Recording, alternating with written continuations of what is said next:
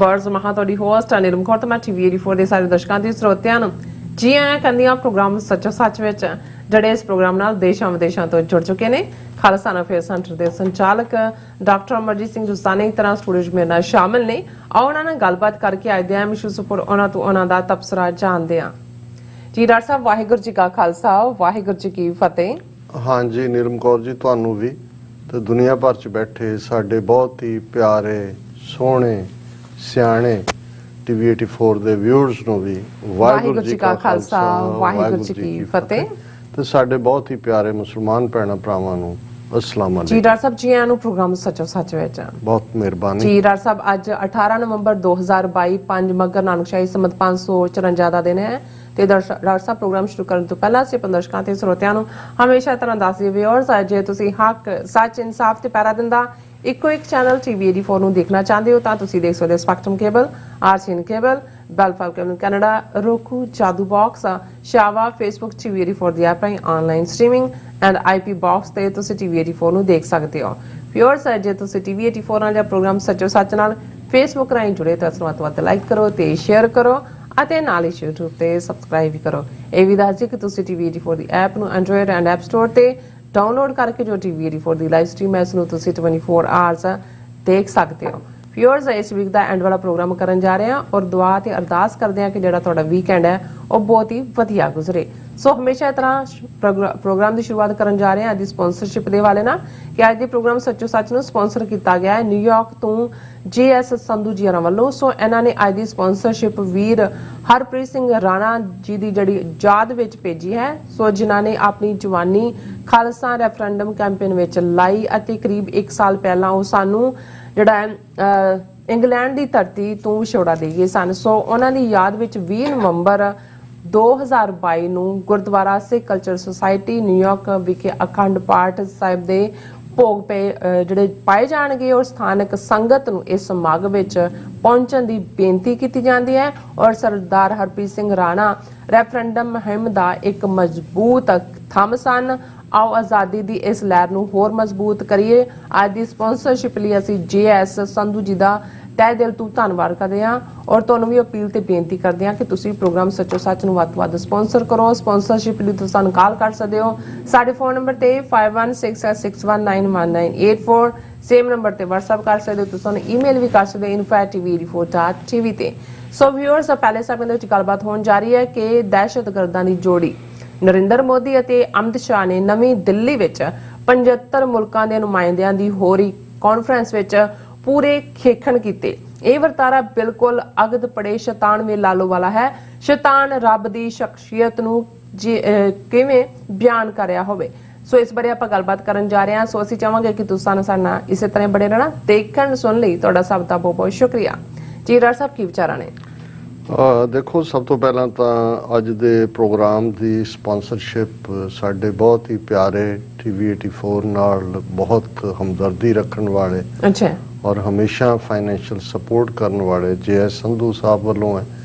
ਔਰ ਇਹ ਵੀਰ ਹਰਪ੍ਰੀਤ ਸਿੰਘ ਰਾਣਾ ਜਿਹੜੇ 1 ਸਾਲ ਪਹਿਲਾਂ ਬਰਮਿੰਗਮ UK ਦੀ ਧਰਤੀ ਤੇ ਸਾਨੂੰ ਸਭ ਨੂੰ ਵਿਛੋੜਾ ਦੇ ਗਏ ਸੀ, ਉਹਨਾਂ ਦੀ ਯਾਦ ਨੂੰ ਸਮਰਪਿਤ ਹੈ।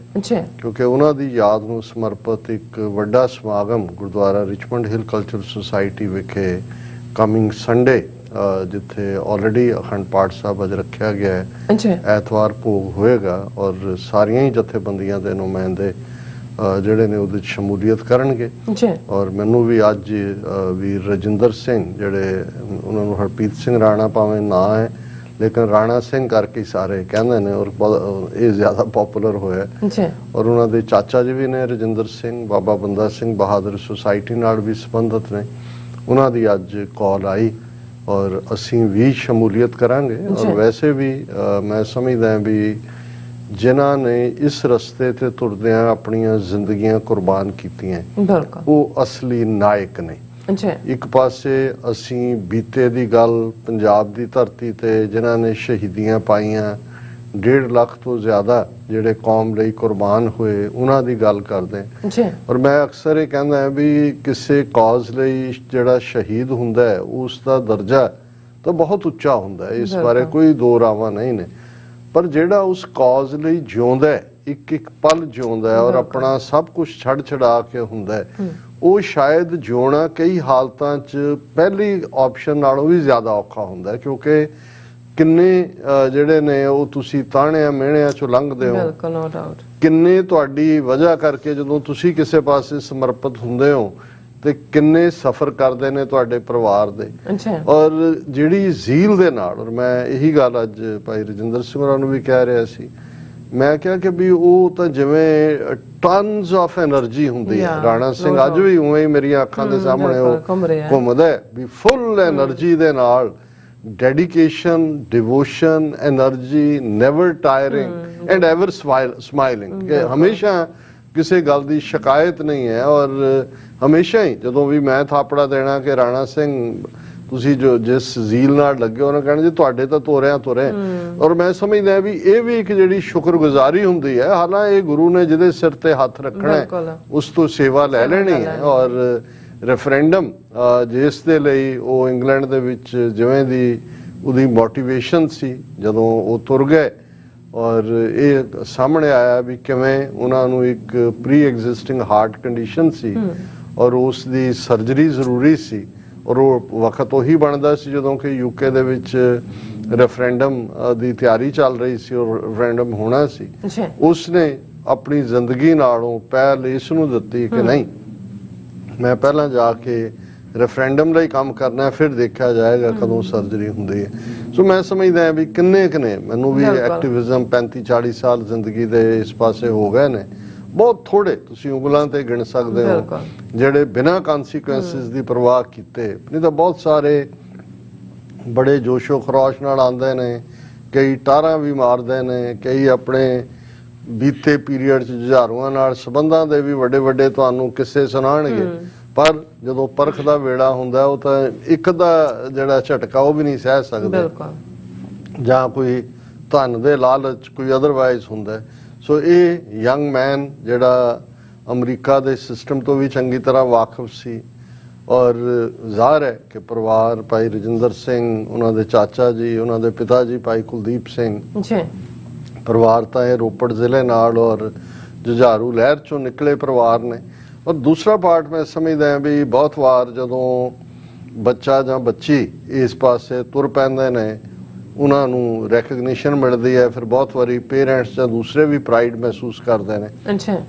ਪਰ ਇਸ ਕੇਸ ਦੇ ਵਿੱਚ ਤਾਂ ਇਹਨਾਂ ਦੇ ਪੇਰੈਂਟਸ ਵੀ ਉਸੇ ਕਿਸਮ ਦੀ ਡਿਟਰਮੀਨੇਸ਼ਨ ਦੇ ਨਾਲ, ਜਿਵੇਂ ਉਹਨਾਂ ਦੀ ਮਾਤਾ ਜੀ ਨੇ, ਪਿਤਾ ਜੀ ਨੇ ਰਾਣਾ ਸਿੰਘ ਦੇ ਚੜਾਈ ਕਰ ਜਾਣ ਤੋਂ ਬਾਅਦ ਜਿਵੇਂ ਉਹਨਾਂ ਨੇ ਮੈਸੇਜ ਦਿੱਤਾ, ਔਰ ਤੁਰੇ ਵੀ ਹੋਏ ਨੇ ਅਜੇ ਵੀ। ਮਤਲਬ ਅਸੀਂ ਜਿੱਥੇ ਵੀ ਦੇਖਦੇ ਹਾਂ ਉਹਨਾਂ ਦੇ ਪਿਤਾ ਜੀ ਔਰ ਜ਼ਾਹਰ ਹੈ ਰਜਿੰਦਰ ਸਿੰਘ ਤਾਂ ਹੈ ਹੀ ਨੇ ਇਸ ਪਾਸੇ।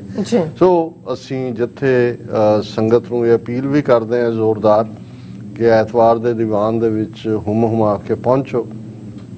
ਉੱਥੇ ਅਸੀਂ ਸਮਝਦੇ ਹਾਂ ਕਿ ਅਲਟੀਮੇਟਲੀ ਲੈਗੇਸੀ ਜਿਹੜੇ ਇਸ ਰਸਤੇ ਤੇ ਤੁਰੇ ਸਾਡੇ ਨਾਇਕ ਨੇ, ਹਰਪ੍ਰੀਤ ਸਿੰਘ ਰਾਣੇ ਵਰਗੇ, ਉਹਨਾਂ ਦਾ ਮੰਤਵ, ਮੋਟਿਵ, ਨਿਸ਼ਾਨਾ ਜਿਸ ਲਈ ਉਹਨਾਂ ਨੇ ਆਪਣਾ ਆਪਾ ਕੁਰਬਾਨ ਕੀਤਾ, ਉਹ ਤਾਂ ਕੌਮੀ ਘਰ ਖਾਲਿਸਤਾਨ ਹੈ। ਔਰ ਜ਼ਾਹਰ ਹੈ ਰੈਫਰੈਂਡਮ ਜਿਹੜਾ ਉਹਨਾਂ ਨੂੰ ਪੂਰੀ ਤਰ੍ਹਾਂ ਜਿਸ ਨੂੰ ਉਹ ਸਮਰਪਿਤ ਸਨ, ਉਸ ਦੇ ਅੱਡ-ਅੱਡ ਪੜਾਅ, ਉਸ ਤੋਂ ਬਾਅਦ ਸਫਲਤਾ ਨਾਲ ਲੰਡਨ ਦੇ ਵਿੱਚ ਰੈਫਰੈਂਡਮ ਹੋਇਆ ਔਰ ਉਸਨੇ ਭਾਰਤੀ ਹਕੂਮਤ ਦੀਆਂ ਚੂੜਾਂ ਹਿਲਾ ਕੇ ਰੱਖ ਦਿੱਤੀਆਂ। ਫਿਰ ਇਟਲੀ ਦੇ ਵਿੱਚ, ਫਰਾਂਸ ਦੇ ਵਿੱਚ, ਔਰ ਹੁਣ ਟੋਰਾਂਟੋ ਦੇ ਵਿੱਚ ਵੀ ਸਤੰਬਰ ਔਰ ਨਵੰਬਰ ਦੇ ਮਹੀਨੇ ਦੇ 2 ਫੇਜ਼ ਸਫਲਤਾ ਨਾਲ ਹੋਏ ਨੇ ਔਰ ਇਹ ਅੱਗੇ ਚੱਲ ਰਿਹਾ। ਹੁਣ ਆਸਟ੍ਰੇਲੀਆ ਦੇ ਹਵਾਲੇ ਨਾਲ ਮੈਂ ਖਬਰ ਦੇਖ ਰਿਹਾ ਸੀ ਕਿ ਮੈਲਬਰਨ ਦੇ ਵਿੱਚ ਜਿਹੜਾ ਆਉਣ ਵਾਲੀ ਜਨਵਰੀ ਦੇ ਵਿੱਚ ਹੈ, ਅਜੇ ਮੈਂ ਡਾਇਰੈਕਟ ਤਾਂ ਨਹੀਂ ਮੇਰੀ ਕਿਸੇ ਨਾਲ ਗੱਲ ਹੋਈ, ਪਰ ਮੈਂ ਸੋਸ਼ਲ ਮੀਡੀਆ ਤੇ ਹੀ ਦੇਖਿਆ।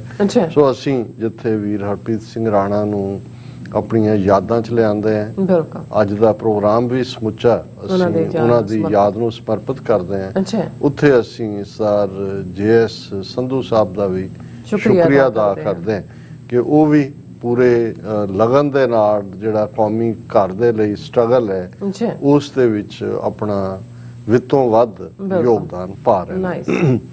ਕੱਲ ਅਸੀਂ ਇੱਕ ਸੈਗਮੈਂਟ ਕੀਤਾ ਸੀ ਜਿਹਦੇ 'ਚ ਅਸੀਂ ਇਹ ਦੱਸਿਆ ਸੀ ਕਿ ਕਿਵੇਂ ਦਿੱਲੀ ਦੇ ਵਿੱਚ ਇੱਕ ਕਾਨਫਰੰਸ ਜਿਸ ਦਾ ਨਾਂ no money for terror ministerial conference on counter terrorism financing, ਇਹ ਉਹਦਾ ਅਫੀਸ਼ੀਅਲ ਨਾਂ ਹੈ। ਦਿੱਲੀ 'ਚ ਇੰਡੀਆ ਉਹਨੂੰ ਹੋਸਟ ਕਰ ਰਿਹਾ ਹੈ। 75 ਮੁਲਕਾਂ ਦੇ ਵਜ਼ੀਰ, ਇਹਨਾਂ ਤੋਂ ਇਲਾਵਾ ਵੀ ਇੰਟਰਪੋਲ ਜਿਹੜਾ ਇਨਫੈਕਟ ਇੰਟਰਨੈਸ਼ਨਲ ਪੁਲਿਸ ਦਾ ਬਰੀਫ ਹੈ ਇੰਟਰਪੋਲ ਜੀ, ਔਰ ਇਸੇ ਤਰ੍ਹਾਂ ਯੂਰਪੀਅਨ ਪੋਲ ਉਹਨਾਂ ਦੇ ਔਰ ਬਾਕੀ ਵੀ ਕੁਝ ਡਿਟੈਕਟਿਵ ਏਜੰਸੀਜ਼ ਜਾਂ ਸਪਾਈ ਏਜੰਸੀਜ਼ ਦੇ ਲੋਕ ਉਸ ਦੇ ਵਿੱਚ ਸ਼ਮੂਲੀਅਤ ਕਰ ਰਹੇ ਨੇ ਔਰ ਉਸ ਨੂੰ ਮੋਦੀ ਨੇ ਇਨੋਗਰੇਟ ਕਰਨਾ ਸੀ ਜਿਹੜਾ ਉਹਨੇ ਕੀਤਾ। ਅਮਿਤ ਸ਼ਾਹ ਨੇ ਜਿਹੜਾ ਵੀ ਆਪਣੀ ਪ੍ਰੈਜੈਂਟੇਸ਼ਨ ਦਿੱਤੀ। ਹਾਲਾਂਕਿ ਕੱਲ੍ਹ ਅਸੀਂ ਇਸ ਦੇ ਉੱਤੇ ਗੱਲ ਕੀਤੀ ਸੀ ਕਿ ਭਾਈ ਕਿਵੇਂ ਜਦੋਂ ਤੁਸੀਂ ਇਸ ਕਿਸਮ ਦਾ ਵਰਤਾਰਾ ਦੇਖਦੇ ਹੋ ਕਿ ਜਿਸ ਨੂੰ ਗੁਰੂ ਨਾਨਕ ਸਾਹਿਬ ਨੇ ਫਰਮਾਇਆ ਸੀ ਕਿ ਕਾਜ਼ੀਆਂ ਬਾਹਮਣਾ ਕੀ ਗੱਲ ਥੱਕੀ ਅਗਦ ਪੜੈ ਸ਼ੈਤਾਨ ਦੇ ਲਾਲੋ, ਕਿ ਸ਼ੈਤਾਨ ਜਿਹੜਾ ਹੈ ਉਹ ਇੰਟਰਪ੍ਰੇਟ ਕਰ ਰਿਹਾ ਰੱਬ ਦੀ ਸਕ੍ਰਿਪਚਰ ਨੂੰ, ਉਹ ਲੋਕਾਂ ਨੂੰ ਦੱਸ ਰਿਹਾ ਕਿ ਰੱਬ ਦੀ ਜ਼ਾਤ ਕੀ ਹੈ, ਰੱਬ ਦੀ ਸ਼ਖਸੀਅਤ ਕੀ ਹੈ। ਲੇਕਿਨ ਉਦੋਂ ਤਾਂ ਅਜੇ ਇਹੀ ਸੀ ਕਿ ਇਹਨਾਂ ਨੇ ਇਨੋਗਰੇਟ ਕਰਨਾ ਔਰ ਮੈਂ ਵੇਟ ਕਰ ਰਿਹਾ ਸੀ ਕਿ ਇਹਨਾਂ ਦੋਨਾਂ ਦੇ ਹੀ ਜਿਹੜੇ ਹੈ ਉਹ ਬਿਆਨਬਾਜ਼ੀ ਕੀ ਹੋਏਗੀ ਔਰ ਉਸੇ ਹੀ ਪ੍ਰੈਡਿਕਟਡ ਲਾਈਨ ਦੇ ਉੱਤੇ ਸੀ। ਪਰ ਇਸ ਤੋਂ ਪਹਿਲਾਂ ਕਿ ਮੈਂ ਇਹ ਗੱਲ ਕਰਾਂ ਕਿ ਇਹਨਾਂ ਨੇ ਕਿਵੇਂ ਸ਼ੈਤਾਨਾਂ ਨੇ ਜਿਹੜਾ ਹੈ ਉਹ ਰਿਲੀਜੀਅਸ ਸਕ੍ਰਿਪਚਰ ਬਿਆਨ ਕਰਨ ਦੀ ਕੋਸ਼ਿਸ਼ ਕੀਤੀ ਹੈ। ਬਹੁਤ ਵਾਰ ਸਾਡੇ ਇਹ ਕੁਝ ਵਿਊਅਰਸ ਨੇ ਪੁੱਛਿਆ ਵੀ ਸੀ ਕਿ ਜਿਹੜਾ ਨਰਿੰਦਰ ਮੋਦੀ ਜਿਸ ਦੇ ਉੱਤੇ ਅਮਰੀਕਾ ਨੇ ਇੱਕੋ ਬਾਹਰਲਾ ਲੀਡਰ ਸੀ ਜਿਹਦੇ ਤੇ US ਸਰਫ ਦੀ ਰਿਪੋਰਟ ਤੇ ਬੇਸ ਜਿਹੜਾ ਲਾਅ ਅਮਰੀਕਾ ਨੇ ਬਣਾਇਆ ਕਿ ਜਿਹਦੇ ਥੱਲੇ ਜਿਹੜਾ ਬੰਦਾ ਆਪਣੇ ਮੁਲਕ ਦੇ ਵਿੱਚ ਦਹਿਸ਼ਤਗਰਦੀ ਦੇ ਵਿੱਚ ਇਨਵੋਲਵ ਹੈ ਉਸ ਨੂੰ ਇੱਥੇ ਰੋਕਿਆ ਜਾ ਸਕਦਾ ਹੈ, ਉਸ ਦੇ ਉੱਤੇ ਉਹਨੂੰ ਈਵਨ ਅਰੈਸਟ ਵੀ ਕੀਤਾ ਜਾ ਸਕਦਾ ਹੈ। ਸੋ ਇੱਕੋ ਇੱਕ ਨੇਤਾ ਜਿਸ ਨੂੰ ਉਸ ਕਾਨੂੰਨ ਦੇ ਥੱਲੇ ਹੁਣ ਤੱਕ ਅਮਰੀਕਾ 'ਚ ਦਾਖਲ ਹੋਣ ਤੇ ਜਿਹਦੇ ਤੇ ਪਾਬੰਦੀ ਸੀ ਉਹ ਨਰਿੰਦਰ ਮੋਦੀ ਸੀ ਕਿ 2002 ਦੇ ਵਿੱਚ ਜੋ ਉਸ ਨੇ ਹਜ਼ਾਰਾਂ ਮੁਸਲਮਾਨਾਂ ਦੀ ਨਸਲਕੁਸ਼ੀ ਦੇ ਵਿੱਚ ਰੋਲ ਅਦਾ ਕੀਤਾ। ਤੇ ਇਸ ਗੱਲ ਦਾ ਧਿਆਨ ਰਹੇ ਕਿ ਬਈ ਇਹ ਵੈਸੇ ਤਾਂ ਇਹ ਵੀ ਕਿਹਾ ਜਾਂਦਾ ਹੈ ਕਿ ਇਹ man is known by the company he keeps, ਪਰ ਅੱਜ ਮੈਂ ਕਿਤੇ ਦੇਖ ਰਿਹਾ ਸੀ ਕਿ ਜੀ ਜੋੜੀਆਂ ਦੀ ਗੱਲ ਹੋ ਰਹੀ ਸੀ ਕਿ ਕਿਵੇਂ ਉਹ ਭਾਰਤ ਦੇ ਮਾਮਲੇ ਦੇ ਵਿੱਚ ਜਿਵੇਂ ਜੀ ਦੇਖੋ ਨਹਿਰੂ ਤੇ ਪਟੇਲ ਦੀ ਜੋੜੀ ਉਹਨਾਂ ਦੀਆਂ ਨੀਤੀਆਂ ਜ਼ਾਹਰ ਹੈ ਕਿਉਂਕਿ ਜਦੋਂ ਜੋੜੀ ਹੋਮ ਮਿਨਿਸਟਰ ਦੇ ਕੋਲ ਨੈਕਸਟ ਹੁੰਦਾ ਹੈ, Nehru prime minister, Patel home minister. So ਸਾਡੇ ਲਈ ਸਿੱਖ ਕੌਮ ਦੇ ਨੁਕਤਾ ਨਿਗਾਹ ਤੋਂ ਤਾਂ ਇਹਨਾਂ ਦੋਨਾਂ ਦੀ ਜੋੜੀ ਨਹੀਂ ਦੱਸ ਦਿੱਤਾ ਸੀ ਕਿ ਕਿਸ ਕਿਸਮ ਦਾ ਰਾਜ ਭਾਗੀ ਸਿਸਟਮ ਆਉਣ ਵਾਲਾ ਹੈ। ਔਰ ਜਿਸ ਬਾਰੇ ਸਰ ਕਪੂਰ ਸਿੰਘ ਹੋਰਾਂ ਨੇ ਕਿਹਾ ਸੀ ਕਿ ਮੁਲਕ ਹਿੰਦੂ का राज तिकड़ी का, गुरु राखा भाई सिकड़े का। फिर उन्होंने कहा जी कि अडवाणी वाजपेयी दी जोड़ी ज़ाहिर है, Vajpayee prime minister, Advani home minister. वही अडवाणी ਜਿਹੜਾ ਆਪਣੀ ਆਟੋਬਾਇਓਗ੍ਰਾਫੀ 'ਚ ਕਹਿੰਦਾ ਹੈ ਕਿ ਵੀ ਮੈਂ ਇੰਦਰਾ ਗਾਂਧੀ ਨੂੰ ਉਕਸਾਇਆ, ਪੂਰੀ ਤਰ੍ਹਾਂ ਤਿਆਰ ਕੀਤਾ ਕਿ ਹਮਲਾ ਕਰੋ ਦਰਬਾਰ ਸਾਹਿਬ ਤੇ। ਇਹੀ ਅਡਵਾਨੀ ਜਿਹਦੇ ਹੋਮ ਮਿਨਿਸਟਰ ਹੁੰਦੇ ਆ ਔਰ ਵਾਜਪਾਈ ਦੇ ਪ੍ਰਾਈਮ ਮਿਨਿਸਟਰ ਹੁੰਦੇ ਆ 20 ਮਾਰਚ 2000 ਨੂੰ ਜਦੋਂ ਪ੍ਰੈਜ਼ੀਡੈਂਟ ਕਲਿੰਟਨ ਆਪਣੇ 3 ਰੋਜ਼ਾ ਭਾਰਤ ਦੌਰੇ ਦੇ ਉੱਤੇ ਦਿੱਲੀ ਏਅਰਪੋਰਟ ਤੇ ਉਤਰੇ ਤੇ ਕਸ਼ਮੀਰ ਵਾਦੀ ਦੇ ਜ਼ਿਲ੍ਹਾ ਅਨੰਤਨਾਗ ਦੇ ਚਿੱਠੀ ਸਿੰਘਪੁਰਾ ਪਿੰਡ ਵਿੱਚ 35 ਮੇਲ ਸਿੱਖਾਂ ਨੂੰ, ਬੰਦਿਆਂ ਨੂੰ ਘਰਾਂ ਚੋਂ ਕੱਢ ਕੇ 2 ਗੁਰਦੁਆਰਿਆਂ ਦੇ ਜਿਹੜੇ ਪਿੰਡ 'ਚ ਸਨ ਕੰਧਾਂ ਨਾਲ ਖੜੇ ਕਰਕੇ ਕੋਲਡ ਬਲੱਡਡ ਉਹਨਾਂ ਦਾ ਮਰਡਰ ਕੀਤਾ ਗਿਆ ਸੀ। ਇਹ ਉਸ ਜੋੜੀ ਦੀ ਜਿਹੜੀ ਹੈ ਕਰਤੂਤ ਸੀ ਜੋ ਵਾਜਪਾਈ ਅਡਵਾਨੀ ਦੀ ਜੋੜੀ ਨੇ ਕੀਤਾ। ਔਰ ਹੁਣ ਜਦੋਂ ਇਹ ਕਿਹਾ ਜਾਂਦਾ ਹੈ ਕਿ ਮੋਦੀ ਅਮਿਤ ਸ਼ਾਹ ਦੀ ਜੋੜੀ, ਸੋ ਜ਼ਾਹਰ ਹੈ ਕਿ ਇਹਨਾਂ ਤੋਂ ਵੀ ਸਾਨੂੰ ਜੋ ਕੁਛ ਇਹਨਾਂ ਨੇ ਗੁਜਰਾਤ ਦੇ ਵਿੱਚ ਵੀ ਇਹੀ ਅਮਿਤ ਸ਼ਾਹ ਇਸ ਦਾ ਹੋਮ ਮਿਨਿਸਟਰ ਸੀ ਔਰ ਇਸ ਦੇ ਉੱਤੇ ਮੋਦੀ ਤੇ ਉਸ ਕਾਨੂੰਨ ਦੇ ਥੱਲੇ ਅਮਰੀਕਾ 'ਚ ਪਾਬੰਦੀ ਲੱਗੀ। ਫਿਰ ਜਦੋਂ 2014 'ਚ ਪ੍ਰਾਈਮ ਮਿਨਿਸਟਰ ਬਣਿਆ ਔਰ ਅਸੀਂ ਦੇਖਿਆ ਕਿ ਜੀ ਉਹ UN ਵੀ ਆਇਆ ਔਰ ਬਾਅਦ 'ਚ ਰੈੱਡ ਕਾਰਪਟ ਵੈਲਕਮ ਨੂੰ ਵਾਈਟ ਹਾਊਸ ਔਰ ਉਹ ਸਾਰੇ ਤੋਂ ਬਾਅਦ ਉਹ ਸਟ੍ਰੈਟੇਜਿਕ ਪਾਰਟਨਰ ਬਣਿਆ। ਤਾਂ ਕਈਆਂ ਨੇ ਕਿਹਾ ਜੀ ਇਹ ਕਿਵੇਂ ਹੋ ਗਿਆ ਕਿ ਵੀ ਜਿਸ ਅਮਰੀਕਾ ਦੇ ਨੇ ਜਿਹੜੀ ਹੈ ਉਹ ਪਾਬੰਦੀ ਲਾਈ ਹੋਈ ਸੀ ਤੇ ਅੱਜ ਜਦੋਂ ਮੈਂ ਹਾਲਾਂਕਿ ਮੈਨੂੰ ਸੀ ਕਿ ਵੀ ਇਹ ਜਿਹੜਾ ਪ੍ਰਾਈਮ ਮਿਨਿਸਟਰ ਬਣ ਜਾਂਦਾ ਹੈ ਕਿਸੇ ਵੀ ਥਾਂ ਦਾ ਉਹ ਆਟੋਮੈਟਿਕਲੀ ਐਗਜ਼ੈਂਪਟ ਹੋ ਜਾਂਦਾ UN ਵਾਲੇ ਤਾਂ ਉਹਨੂੰ, ਕਿਉਂਕਿ UN ਹੈੱਡਕੁਆਰਟਰ ਇੱਥੇ ਹੈ, ਜਨਰਲ ਅਸੈਂਬਲੀ 'ਚ ਤਾਂ ਉਹਨੂੰ ਆਉਣ ਤੋਂ ਰੋਕ ਨਹੀਂ ਸਕਦੇ ਨੋ ਮੈਟਰ ਕੌਣ ਕਿੰਨਾ ਹੈ। ਔਰ ਇਹੀ ਕਾਰਨ ਸੀ ਕਿ ਕਿਊਬਾ ਦਾ ਫਿਡਾਲ ਕਾਸਟਰੋ ਵੀ ਐਡਰੈਸ ਕਰਦਾ ਰਿਹਾ, ਗੱਦਾਫੀ ਲੀਬੀਆ ਦਾ ਕਰਦਾ ਰਿਹਾ, ਈਵਨ ਯਾਸਰ ਅਰਾਫਾਤ ਜਿਹਨੂੰ ਅਦਰਵਾਈਜ਼ ਕੁਝ ਥਾਵਾਂ ਦੇ ਉੱਤੇ ਟੈਰਰਿਸਟ ਬਣਾਇਆ ਹੋਇਆ ਸੀ।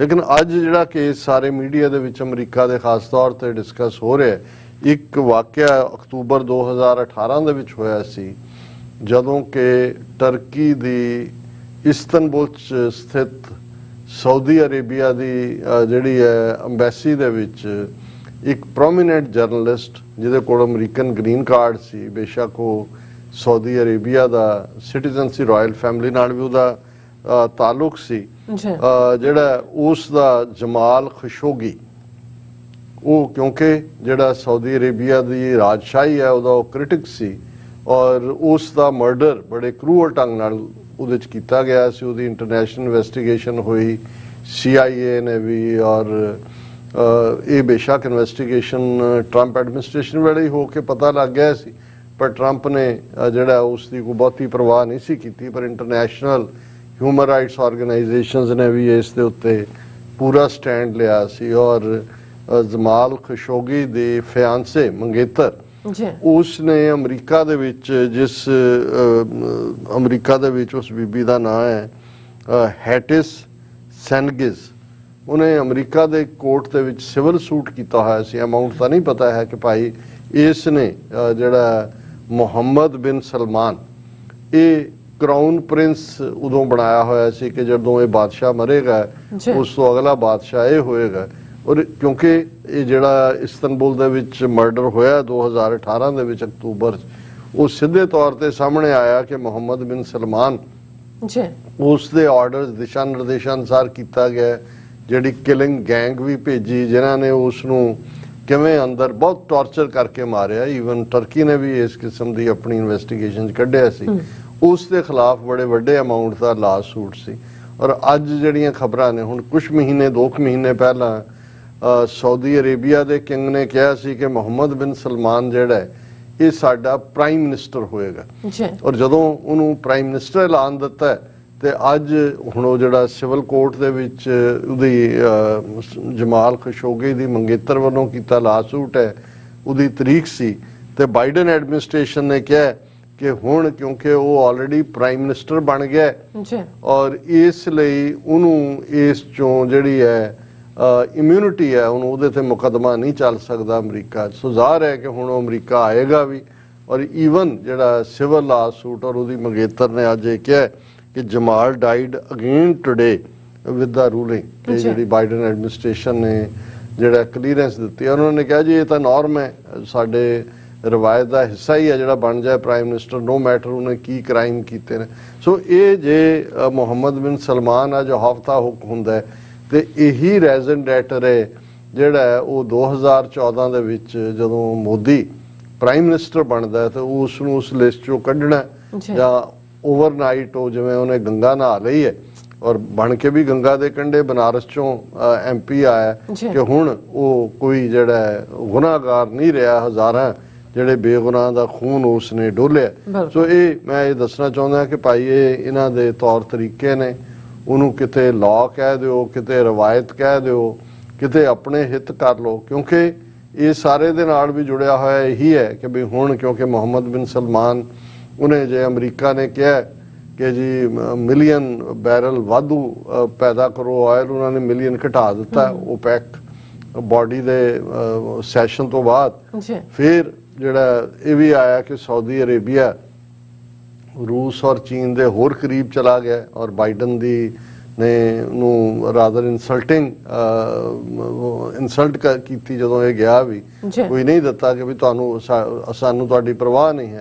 ਸੋ ਅਸੀਂ ਸਮਝਦੇ ਹਾਂ ਕਿ ਵੀ ਇਹ ਅਲਟੀਮੇਟਲੀ ਜਦੋਂ ਅਸੀਂ ਰਿਪੀਟਡਲੀ ਕਹਿੰਦੇ ਹਾਂ ਕਿ ਇਨਸਾਨੀ ਹਕੂਕ ਜਾਂ ਹਮਦਰਦੀਆਂ ਜਾਂ ਇਨਸਾਨੀਅਤ ਦਾ ਖੂਨ ਜਾਂ ਇਹ ਕੋਈ ਮੈਟਰ ਨਹੀਂ ਕਰਦਾ, ਅਲਟੀਮੇਟਲੀ ਇਹਨਾਂ ਸਾਰਿਆਂ ਦੀ ਆਪਣੀ ਉਹ ਡਾਲਰ ਗੇਮ ਹੈ, ਇਨਫਲੂਐਂਸ ਗੇਮ ਹੈ, ਕਿਤੇ ਸਟ੍ਰੈਟੇਜਿਕ ਇੰਟਰਸਟ ਦੇ ਥੱਲੇ, ਕਿਤੇ ਨੈਸ਼ਨਲ ਇੰਟਰਸਟ ਦੇ ਥੱਲੇ, ਕਿਤੇ ਕੋਈ ਹੋਰ ਡਰਾਮੇਬਾਜ਼ੀ ਦੇ ਨਾਲ।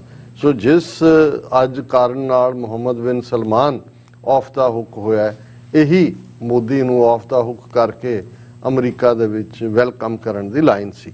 ਪਰ ਇਸ ਗੱਲ ਦਾ ਧਿਆਨ ਰਹੇ ਕਿ ਜਿਹੜਾ ਗੁਨਾਹਗਾਰ ਹੈ ਉਹ ਤਾਂ ਗੁਨਾਹਗਾਰ ਹੈ, ਔਰ ਇਹਦਾ ਮਤਲਬ ਇਹ ਤਾਂ ਨਹੀਂ ਹੈ ਕਿ ਜੇ ਰੱਬ ਦੀ ਦਰਗਾਹ ਉਹ ਤਾਂ ਹੈ ਹੀ ਹੈ ਅਲਟੀਮੇਟ, ਜਿੱਥੇ ਸੱਚ ਹੱਕ ਦਾ ਜਿਹੜਾ ਹੈ ਉਹ ਨਿਤਾਰਾ ਹੁੰਦਾ। ਪਰ ਸਾਡੇ ਲਈ ਤਾਂ ਮੈਂ ਤਾਂ ਅਜੇ ਵੀ ਜਦੋਂ ਇਹਨਾਂ ਦੋਨਾਂ ਦੀ ਸ਼ਕਲ ਦੇਖਦਾ ਤਾਂ ਮੈਨੂੰ ਇਹ ਉਹ ਜਲਾਦ ਨਜ਼ਰ ਆਉਂਦੇ ਨੇ, ਖੂਨੀ ਨਜ਼ਰ ਆਉਂਦੇ ਨੇ, ਮਰਡਰ ਨਜ਼ਰ ਆਉਂਦੇ ਨੇ, ਜਿਨ੍ਹਾਂ ਦੇ ਹੱਥਾਂ 'ਚੋਂ ਖੂਨ ਜਿਹੜਾ ਉਹ ਡ੍ਰਿਪ ਕਰ ਰਿਹਾ, ਉਹਨਾਂ ਦੇ ਤੁਸੀਂ ਚਿਹਰੇ ਵੀ ਦੇਖੋ। ਹਾਲਾਂ ਸ਼ੈਤਾਨ ਕਿਸੇ ਨੇ ਦੇਖਿਆ ਤਾਂ ਨਹੀਂ ਹੈ, ਸ਼ੈਤਾਨ ਨੂੰ ਬਿਆਨਿਆ ਹੀ ਜਾਂਦਾ ਉਹਦੀਆਂ ਕਰਤੂਤਾਂ ਕਰਕੇ ਹੀ ਹੈ ਕਿ ਭਾਈ ਸ਼ੈਤਾਨ ਕੀ ਕਰਦਾ ਹੈ। ਤੇ ਜੇ ਸਾਕਸ਼ਾਤ ਸ਼ੈਤਾਨ ਦੇ ਅਵਤਾਰ ਸਾਊਥ ਏਸ਼ੀਆ ਦੇ ਖਿੱਤੇ 'ਚ ਦੇਖਣੇ ਹੋਣ ਤੇ ਫਿਰ ਇਹ ਮੋਦੀ ਤੇ ਅਮਿਤ ਸ਼ਾਹ ਜਿਹੜੇ ਨੇ ਇਹ ਸ਼ੈਤਾਨ ਦੀ ਹੀ ਔਲਾਦ ਨੇ, ਹੋਰ ਇਸ ਤੋਂ ਬਿਨਾਂ ਇਹਨਾਂ ਦੇ ਲਈ ਹੋਰ ਕੋਈ ਲਕਬ ਨਹੀਂ ਹੈ। ਹੁਣ ਮੈਂ ਗੱਲ ਕਰਦਾ ਹਾਂ ਕਿ ਭਾਈ ਕਿਵੇਂ ਇਹਦੇ 'ਚ ਉਹਨਾਂ ਨੇ ਆਪਣੇ ਕੀ ਸੈਰਮਨ ਦਿੱਤੇ। ਪਹਿਲਾਂ ਮੋਦੀ ਵੱਡੇ ਸ਼ੈਤਾਨ, ਕਿਉਂਕਿ ਇੱਕ ਵੱਡਾ ਸ਼ੈਤਾਨ ਇੱਕ ਛੋਟਾ ਸ਼ੈਤਾਨ ਹੈ, ਉਹਨੇ ਮੋਦੀ ਨੇ ਇਹ ਕਿਹਾ impose cost on countries supporting terrorism as part of foreign policy। ਹੁਣ ਇੱਕ ਤਾਂ ਜਿਵੇਂ ਅਸੀਂ ਕੱਲ ਵੀ ਗੱਲ ਕੀਤੀ ਸੀ ਕਿ ਇਸ ਇਕੱਠ ਦੇ ਵਿੱਚ ਪਾਕਿਸਤਾਨ ਔਰ ਅਫਗਾਨਿਸਤਾਨ ਨੂੰ ਤਾਂ ਸੱਦਿਆ ਹੀ ਨਹੀਂ ਗਿਆ ਔਰ ਚੀਨ ਆਇਆ ਨਹੀਂ ਹੈ, ਕਿਉਂਕਿ ਚੀਨ ਤਾਂ ਸਮਝਦਾ ਵੀ ਇਹ ਸਾਰੀ ਖੇਡ ਕੀ ਹੈ। ਔਰ ਇਹ ਵੀ ਇਨਫੈਕਟ ਕਿਤੇ ਨਾ ਕਿਤੇ, ਕਿਉਂਕਿ ਇੱਕ ਦਬਾਅ ਬਣਾਉਣ ਦੀ ਲਾਈਨ ਹੈ, ਕਿਤੇ ਤੁਸੀਂ ਸਟ੍ਰੈਟਜੀ ਦੇ ਨਾਂ ਥੱਲੇ ਦਬਾਅ ਬਣਾ ਲਓ, ਕਿਤੇ ਦਹਿਸ਼ਤਗਰਦੀ ਦੇ ਥੱਲੇ ਬਣਾ ਲਓ। ਅਦਰਵਾਈਜ਼ ਭਾਰਤ ਵਰਗਾ ਮੁਲਕ, ਇੱਕ ਤਾਂ ਇਹਨਾਂ ਦੀ ਦਹਿਸ਼ਤਗਰਦੀ ਆਪਣੀ ਥਾਂ ਮੋਦੀ ਅਮਿਤ ਸ਼ਾਹ ਦੀ। ਹੁਣ ਜੇ ਦਹਿਸ਼ਤਗਰਦੀ ਦੇ ਫੈਲਾਅ ਦੀ ਗੱਲ ਕਰੀਏ ਤੇ ਇਸ ਤੋਂ ਵੱਧ ਕੇ ਕਿਸੇ ਮੁਲਕ ਦੇ ਅੰਦਰੂਨੀ ਮਾਮਲਿਆਂ 'ਚ ਦਖਲਅੰਦਾਜ਼ੀ ਕੀ ਹੋ ਸਕਦੀ ਹੈ ਕਿ ਮੁਕਤੀ ਵਾਹਿਣੀ ਵਰਗਾ ਸਟੇਟ ਪਾਲਿਸੀ ਨੂੰ ਇੰਡੀਆ ਦੀ, ਇਹਨਾਂ ਨੂੰ ਦੋਨਾਂ ਸ਼ੈਤਾਨਾਂ ਨੂੰ ਜੇ ਪਾਸੇ ਰੱਖ ਕੇ ਵੀ ਦੇਖੀਏ ਕਿ ਇੰਡੀਆ ਦੀ ਸਟੇਟ ਪਾਲਿਸੀ ਕੀ ਰਹੀ ਹੈ ਦਹਿਸ਼ਤਗਰਦੀ ਦੇ ਮਾਮਲੇ 'ਚ। ਮੁਕਤੀ ਵਾਹਿਣੀ ਮਸ਼ਰਕੀ ਪਾਕਿਸਤਾਨ 'ਚ ਈਸਟ ਬੰਗਾਲ ਦੇ ਵਿੱਚ ਇਹਨਾਂ ਨੇ ਤਿਆਰ ਕੀਤੀ, ਉਹਨਾਂ ਰਾਹੀਂ ਉੱਥੇ ਗੜਬੜ ਕਰਵਾਈ ਔਰ ਫਾਈਨਲੀ ਫੌਜ ਭੇਜ ਕੇ ਮੁਲਕ ਨੂੰ ਦੋ ਹਿੱਸਿਆਂ 'ਚ ਵੰਡ ਦਿੱਤਾ, ਬੰਗਲਾਦੇਸ਼ ਬਣਾ ਦਿੱਤਾ। ਇਹ ਸਟੇਟ ਵੱਲੋਂ ਜਿਹੜਾ ਹੈ, ਔਰ ਇਹਦੇ 'ਚ ਖੁਦ ਜਦੋਂ ਇਹ ਮੋਦੀ ਢਾਕੇ 'ਚ ਗਿਆ ਔਰ ਉਸਨੇ ਐਡਮਿਟ ਕੀਤਾ ਔਰ ਉਹਨਾਂ ਨੇ ਵੀ ਕਿਹਾ ਜੀ ਤੁਸੀਂ ਸਾਡੀ ਮਦਦ ਕਰਕੇ, ਔਰ ਸਾਰਾ ਹਰ ਇੱਕ ਨੂੰ ਪਤਾ ਹੀ ਹੈ ਇਹ ਕੋਈ ਲੁਕਵਾਂ ਛਿਪਵਾਂ ਤਾਂ ਨਹੀਂ ਹੈ। ਫਿਰ ਅਸੀਂ ਦੂਸਰੇ ਗੁਆਂਢੀ ਮੁਲਕ ਸ੍ਰੀਲੰਕਾ ਦੇ ਵਿੱਚ ਦੇਖਦੇ ਕਿ ਕਿਵੇਂ ਰਾਹ ਨੇ ਪ੍ਰਭਾਕਰਨ ਨੂੰ ਟ੍ਰੇਨਡ ਕਰਕੇ ਲਿਬਰੇਸ਼ਨ ਟਾਈਗਰਸ ਆਫ ਤਾਮਿਲਨਾਡੂ ਦਹਿਸ਼ਤਗਰਦ ਜਮਾਤ ਬਣਾਈ, ਕਿਵੇਂ ਲਿਟੇ ਦੇ ਗੁਰਿਲਿਆਂ ਨੇ, ਉਹ ਮਰਦ ਹੋਣ ਔਰਤਾਂ ਹੋਣ, ਆਤਮਘਾਤੀ ਬੰਬ ਬਣ ਕੇ ਖੁਦਕੁਸ਼ ਜਿਹੜਾ ਹੈ ਉਹ ਬੰਬ ਬਣ ਕੇ ਕਿਵੇਂ ਹਜ਼ਾਰਾਂ ਲੋਕ ਮਾਰੇ ਗਏ। ਜਿਹੜੀ ਸਿਵਲ ਵਾਰ ਉਸ ਮੁਲਕ ਦੇ ਵਿੱਚ ਇੱਕ ਫਿਗਰ 60,000 ਤੋਂ ਜ਼ਿਆਦਾ ਹੈ। ਫਿਰ ਜਦੋਂ ਸ੍ਰੀਲੰਕਨ ਆਰਮੀ ਨੇ ਰੂਥਲੈਸਲੀ ਈਸਟ ਦੇ ਵਿੱਚ ਜਾਫਨਾ ਦੇ ਵਿੱਚ ਔਰ ਦੂਸਰੇ ਉਹਨਾਂ ਨੇ ਜ਼ੁਲਮ ਕੀਤੇ ਤਾਂ ਉਹਨਾਂ ਨੇ ਅੱਗੋਂ ਹਜ਼ਾਰਾਂ ਜਿਹੜੇ ਨੇ ਬੇਗੁਨਾਹ ਤਾਮਿਲ ਵੀ ਮਾਰੇ। ਹੁਣ ਉਸ ਸਾਰੇ ਦੇ ਲਈ ਜੇ ਕੋਈ ਹਿਸਾਬ ਕਿਤਾਬ ਹੋਏ, ਤੁਸੀਂ ਸ੍ਰੀਲੰਕਾ ਦੀ ਸਰਕਾਰ ਨੂੰ ਘੜੀਸੋ, UN 'ਚ ਘੜੀਸੋ, ਹਿਊਮਨ ਰਾਈਟ ਕਾਉਂਸਲ 'ਚ ਘੜੀਸੋ ਕਿ ਜੀ ਉਹਨੇ ਜੈਨੋਸਾਈਡ ਕੀਤਾ। ਆਫ ਕੋਰਸ ਉਹਨੇ ਕੀਤਾ, ਲੇਕਿਨ ਜੇ ਤੁਸੀਂ ਤਹਿ ਤੱਕ ਜਾਣਾ ਤੇ ਇਹ ਸਿਵਲ ਵਾਰ ਕਰਵਾਉਣ 'ਚ, ਇਹ ਦਹਿਸ਼ਤਗਰਦੀ ਦੇ ਲਈ ਸਟੇਟ ਟੈਰਰ ਜਾਂ ਸਟੇਟ ਦੀ ਪਾਲਿਸੀ ਤੁਸੀਂ ਗੁਆਂਢੀ ਮੁਲਕ 'ਚ ਦਹਿਸ਼ਤਗਰਦੀ ਦੇ ਰਾਹੀਂ, ਉਹਦੇ ਲਈ ਕੌਣ ਜ਼ਿੰਮੇਵਾਰ? Indian state. ਬੇਸ਼ੱਕ ਰਾਜੀਵ ਗਾਂਧੀ ਨੂੰ ਆਪਣੀ ਜਾਨ ਤੋਂ ਹੱਥ ਧੋਣੇ ਪਏ, ਉਹਦੀ ਕੀਮਤ ਅਦਾ ਕਰਨੀ ਪਈ, ਪਰ ਜਿਹੜੇ 60-70 ਹਜ਼ਾਰ ਬੇਗੁਨਾਹ ਤਾਮਿਲ ਹੋਣ, ਸਿਆਲੀਸ ਹੋਣ ਮਾਰੇ ਗਏ, ਉਸ ਦਹਿਸ਼ਤਗਰਦੀ ਦੇ ਲਈ ਇੰਡੀਅਨ ਸਟੇਟ ਸਿੱਧੇ ਤੌਰ ਤੇ ਜ਼ਿੰਮੇਵਾਰ ਹੈ। ਜੇ ਹੁਣ ਪਾਕਿਸਤਾਨ ਦੇ ਹਵਾਲੇ ਨਾਲ ਗੱਲ ਕਰੀਏ, ਇਹ ਤਾਂ ਉੱਥੇ ਦੀ ਹਕੂਮਤ ਜਾਂ ਉਹਨਾਂ ਦੇ ਅਦਾਰੇ ਨਕੰਮੇ ਨੇ ਕਿ ਉਹ ਵਾਰ-ਵਾਰ ਇੰਡੀਆ ਦਾ ਆਪਣੇ ਤੇ ਜੀ ਲਸ਼ਕਰੇ ਤੋਇਬਾ ਔਰ ਹਿਜਬੁਲ ਮੁਜਾਹਿਦੀਨ, ਇੱਥੇ ਵੀ ਦਿੱਲੀ ਦੀ ਕਾਨਫਰੰਸ ਵੀ ਉਹੀ ਰਾਗ ਅਲਾਪਦੇ ਰਹੇ ਵੀ ਤੁਹਾਡੇ ਕੋਲ ਉਹਨਾਂ ਦਾ ਟੌਪ ਸਪਾਈ ਮਾਸਟਰ ਕੁਲਭੂਸ਼ਣ ਯਾਦਵ ਹੈ।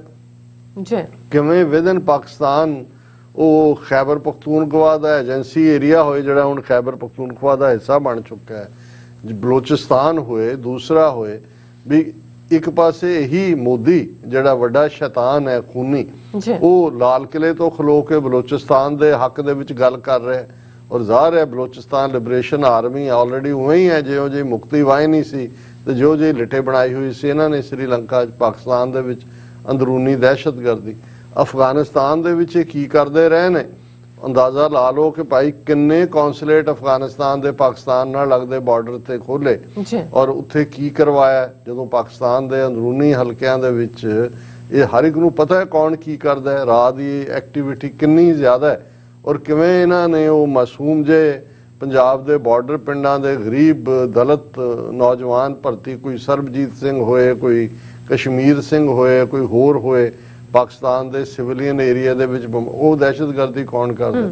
ਹੁਣ ਦੇਖਣ ਵਾਲੀ ਗੱਲ ਇਹ ਹੈ ਵੀ ਕਿਉਂਕਿ ਇਸ ਮਾਮਲੇ ਦੇ ਵਿੱਚ ਨਾ ਤਾਂ ਪਾਕਿਸਤਾਨ ਨੇ ਐਗਰੈਸਿਵ ਡਿਪਲੋਮੇਸੀ ਕੀਤੀ ਕਿ ਭਾਈ ਤੁਸੀਂ ਤਾਂ ਦਹਿਸ਼ਤਗਰਦੀ ਦਾ ਸਹਾਰਾ ਲੈ ਕੇ ਮੁਲਕ ਦੋ ਹਿੱਸਿਆਂ 'ਚ ਤੋੜਿਆ, ਔਰ ਤੁਹਾਡੇ ਸਪਾਈ ਸਾਡੇ ਕੋਲ ਹੈ, ਜਿਹੜਾ ਟੌਪ ਸਪਾਈ ਮਾਸਟਰ ਹੈ, ਤੁਸੀਂ ਉਹਦਾ ਜਿਹੜਾ ਉਸ ਨੂੰ ਲਿਆਓ ਦੁਨੀਆ ਦੇ ਸਾਹਮਣੇ ਕਿ ਭਾਈ ਇਹ ਕੀ ਕਰਦੇ ਨੇ। ਲੇਕਿਨ ਉਸ ਦਿੱਲੀ ਦੇ ਵਿੱਚ ਹੁਣ ਇਸ ਇਕੱਠ ਦੇ ਵਿੱਚ ਮੋਦੀ ਇਹ ਕਹਿ ਰਿਹਾ ਕਿ ਜਿਹੜੇ ਮੁਲਕ ਜਿਹੜੇ ਨੇ ਉਹ ਦਹਿਸ਼ਤਗਰਦੀ ਦੇ ਵਿੱਚ ਮੁਲਵਸ ਪਾਏ ਜਾਂਦੇ ਨੇ ਉਹਨਾਂ ਦੇ ਉੱਤੇ ਜਿਹੜਾ ਕਾਸਟ ਪਾਈ ਜਾਏ। ਹੁਣ ਆਲਰੇਡੀ ਤੁਸੀਂ ਜੋ ਪੱਛਮ ਨੇ ਔਰ ਅਮਰੀਕਾ ਨੇ ਪਾਕਿਸਤਾਨ ਦੇ ਨਾਲ ਕੀਤਾ, ਜਿਵੇਂ IMF ਦੂਜਾ ਜਿਸ ਕਿਸਮ ਦੀਆਂ, ਫਿਰ ਉਹ ਜਿਹੜੀ ਉਹਨਾਂ ਦੀ ਏਜੰਸੀ ਹੈ ਉਹਦੇ ਥੱਲੇ ਕਿੰਨੀ ਦੇਰ ਲਿਸਟ ਪਾ ਰੱਖਿਆ, ਹੁਣ ਗ੍ਰੇ ਲਿਸਟ ਆ ਗਈ, ਹੁਣ ਬਲੈਕ 'ਚ ਜਾਏਗਾ, ਹੁਣ ਅਸੀਂ ਕੱਢ ਲਿਆ, ਹੁਣ ਦੂਜਾ ਉਹ ਬਿੱਲੀ ਚੂਹੇ ਵਾਲੀਆਂ ਖੇਡਾਂ ਖੇਡਦੇ ਰਹੇ ਇਹ ਦੱਸਣ ਦੇ ਲਈ ਕਿ ਭਾਈ ਤੁਸੀਂ ਸਾਡੇ ਹੁਕਮਾਂ ਦੀ ਤਾਮੀਰ ਕਰੋ। ਔਰ ਉਸ ਦੇ ਵਿੱਚ ਇਹ ਕਹਿ ਰਿਹਾ ਕਿ ਵੀ ਇਹ ਸਪੋਰਟ ਸਿਸਟਮ ਕ੍ਰੀਏਟ ਕਰੋ, ਔਰ ਜਿਹੜਾ the world needs to unite against all kinds of covert and overt backing of terrorism by individuals, organizations or any of the। ਅੱਜ ਜਦੋਂ ਅਸੀਂ RSS ਦੀ ਦਹਿਸ਼ਤਗਰਦੀ ਦੇਖਦੇ ਹਾਂ ਵਿਦਨ ਕੰਟਰੀ ਵੀ ਆਊਟਸਾਈਡ ਵੀ, ਜਦੋਂ ਹੁਣ ਅਸੀਂ ਇਹ ਦੇਖ ਰਹੇ ਹਾਂ ਕਿ ਜੇ ਆਸਟ੍ਰੇਲੀਆ ਦੇ ਵਿੱਚ ਉਹਨਾਂ ਦਾ ਇੱਕ ਯਾਦੂ ਫੜਿਆ ਜਾਂਦਾ ਹਰਿਆਣਵੀ ਬਣੀਆਂ ਕਿ ਭਾਈ ਉਹ ਕਿਵੇਂ ਹਮਲੇ ਕਰ ਰਹੇ ਨੇ, ਕਿਵੇਂ ਅਸੀਂ ਦੇਖ ਰਹੇ ਹਾਂ ਕਿ ਬਾਹਰ ਹੁਣ ਇਹਨਾਂ ਨੇ ਉਸ ਕਿਸਮ ਦੀ ਭੜਕਾਟ ਵਾਲਾ ਮਾਹੌਲ ਪੈਦਾ ਕਰਨ ਦੇ ਲਈ ਨਾਰਵਿਚ ਵਰਗੇ ਸ਼ਹਿਰ ਦੇ ਵਿੱਚ, ਤਾਂ ਹੀ ਮੈਂ ਕਿਹਾ ਸੀ ਕਿ terrorist India on the wheels, ਉਹ ਟਰੱਕ ਘੁਮਾ ਰਹੇ ਨੇ, ਸਮੁੱਚੀ ਸਿੱਖ ਕੌਮ ਨੂੰ ਡੀਫੇਮ ਕਰਨ ਦੀ ਕੋਸ਼ਿਸ਼ ਹੈ। ਔਰ ਇਸੇ ਤਰ੍ਹਾਂ ਬਾਕੀ ਥਾਵਾਂ ਤੇ ਅਸੀਂ ਦੇਖਾਂਗੇ। ਈਵਨ ਇੰਡੀਅਨ ਸਟੇਟ ਦੀ ਜੇ ਪਾਲਿਸੀ 'ਚ ਦੇਖੀਏ, ਈਵਨ ਇਹਨਾਂ ਦੋ ਸ਼ੈਤਾਨਾਂ ਤੋਂ ਪਹਿਲਾਂ 에ਅਰ ਇੰਡੀਆ ਦਾ ਤਨਿਸ਼ਕਾ ਦਾ ਹਮਲਾ ਜਿਹੜਾ ਹਾਦਸਾ, ਉਹਦੇ ਲਈ ਕੌਣ ਜ਼ਿੰਮੇਵਾਰ ਹੈ। ਹੁਣ ਵਿਦਨ ਕੰਟਰੀ ਕਿੰਨੀਆਂ ਆਊਟਫਿਟਸ RSS ਦੀਆਂ ਦਹਿਸ਼ਤਗਰਦੀ 'ਚ ਲੱਗੀਆਂ ਹੋਈਆਂ, ਕਿਵੇਂ ਈਵਨ ਸਮਝੌਤਾ ਐਕਸਪ੍ਰੈਸ ਜਿਹੜੀ ਟ੍ਰੇਨ ਪਾਕਿਸਤਾਨ ਔਰ ਇੰਡੀਆ ਦੇ ਵਿਚਾਲੇ ਸੀ, ਅਲਟੀਮੇਟਲੀ ਉਸ ਦੀਆਂ ਤਾਰਾਂ ਜੁੜੀਆਂ ਹੋਈਆਂ ਸੀ। ਅਭਿਨਵ ਭਾਰਤੀ ਜਿਹੜੀ RSS ਦੀ ਆਊਟਫਿਟ ਹੈ, ਦਹਿਸ਼ਤਗਰਦ ਜਥੇਬੰਦੀ, ਕਰਨਲ ਪ੍ਰੋਤ ਔਰ ਸਾਧਵੀ ਪ੍ਰਗਿਆ, ਉਹਨਾਂ ਨੂੰ ਤਾਂ MP ਬਣਾਇਆ ਹੋਇਆ। ਔਰ ਇਹੀ ਨਹੀਂ, ਦਹਿਸ਼ਤਗਰਦੀ ਜਿਹੜੇ ਲੋਕ ਜਿਨ੍ਹਾਂ ਨੇ ਗੁਜਰਾਤ ਦੇ ਵਿੱਚ ਜੋ ਕੁਛ ਕੀਤਾ, ਬਿਕਲਿਸ ਬਾਨੋ ਕੇਸ, ਔਰ ਉਹਨਾਂ ਸਾਰਿਆਂ ਨੂੰ ਕੌਣ ਇਕਵਿਟ ਕਰਦਾ ਹੈ? ਗੁਜਰਾਤ ਦੀ ਸਰਕਾਰ ਕਰਦੀ ਹੈ। ਹੁਣ ਆ ਗੁਜਰਾਤ ਚੋਣਾਂ ਚੱਲ ਰਹੀਆਂ ਨੇ, ਇੱਕ ਜਿਹੜਾ ਕਨਵਿਕਟ ਹੈ ਮੁਸਲਮਾਨਾਂ ਦੇ ਖਿਲਾਫ ਨਸਲਕੁਸ਼ੀ ਦੇ ਵਿੱਚ, ਉਹਦੀ ਡਾਟਰ ਨੂੰ ਟਿਕਟ ਦਿੱਤੀ ਹੈ, ਸਭ ਪ੍ਰਚਾਰ ਕਰ ਰਹੇ ਨੇ। ਔਰ ਕਿਸ ਧੜੱਲੇ ਨਾਲ ਜਿਹੜੀ ਹੈ ਦਹਿਸ਼ਤਗਰਦੀ ਨੂੰ, ਔਰ ਇਹ ਬਿਕਲਿਸ ਬਾਨੋ ਕੇਸ ਵਾਲੇ ਤੋਂ ਬਾਹਰ ਆਉਂਦੇ ਨੇ, ਕੌਣ ਉਹਨਾਂ ਦੇ ਗਲਾਂ 'ਚ ਹਾਰ ਪਾ ਕੇ ਉਹਨਾਂ ਨੂੰ ਹੀਰੋਜ਼ ਵੈਲਕਮ ਦੇ ਰਹੇ। ਸੋ ਇਸ ਸਭ ਦੇ ਬਾਵਜੂਦ ਇਹ ਉੱਥੇ ਖਲੋ ਕੇ ਕਹਿ ਰਿਹਾ ਕਿ the intensity of the reaction of different attacks cannot vary based on where they happen. All terrorist attacks deserve equal outrage and action. ਹੁਣ ਇਹ ਇਸ ਤੋਂ ਬਿਨਾ ਕਿ ਅਗਦ ਪੜਾ ਸ਼ੈਤਾਨ ਵੇ ਲਾ ਲੋ, ਹੋਰ ਕੀ ਲਫ਼ਜ਼ ਨੇ, ਤਾਂ ਛੋਟਾ ਸ਼ੈਤਾਨ ਜਿਹੜਾ ਹੈ ਉਸਨੇ ਤਾਂ ਬਾਕੀ ਹੱਦਾਂ ਵੀ ਸਾਰੀਆਂ ਟੱਪੀਆਂ। ਉਹਨੇ ਕਿਹਾ terrorism most serious threat to global peace, darknet being used by terrorists। ਉਹ ਕਹਿ ਰਿਹਾ ਜਿਹੜੇ ਦਹਿਸ਼ਤਗਰਦ ਨੇ ਉਹ ਡਾਰਕਨੈਟ ਨੂੰ, ਜਿਹਦੇ 'ਚ ਕਿ ID ਦੂਜੀ ਕੋਈ ਨਹੀਂ ਹੈ, ਔਰ ਕ੍ਰਿਪਟੋ ਕਰੰਸੀ ਯੂਜ਼ ਕਰ ਰਹੇ ਨੇ, ਦੂਜੇ ਨੇ ਦਹਿਸ਼ਤਗਰਦ ਨੂੰ ਵਧਾਉਣ ਲਈ।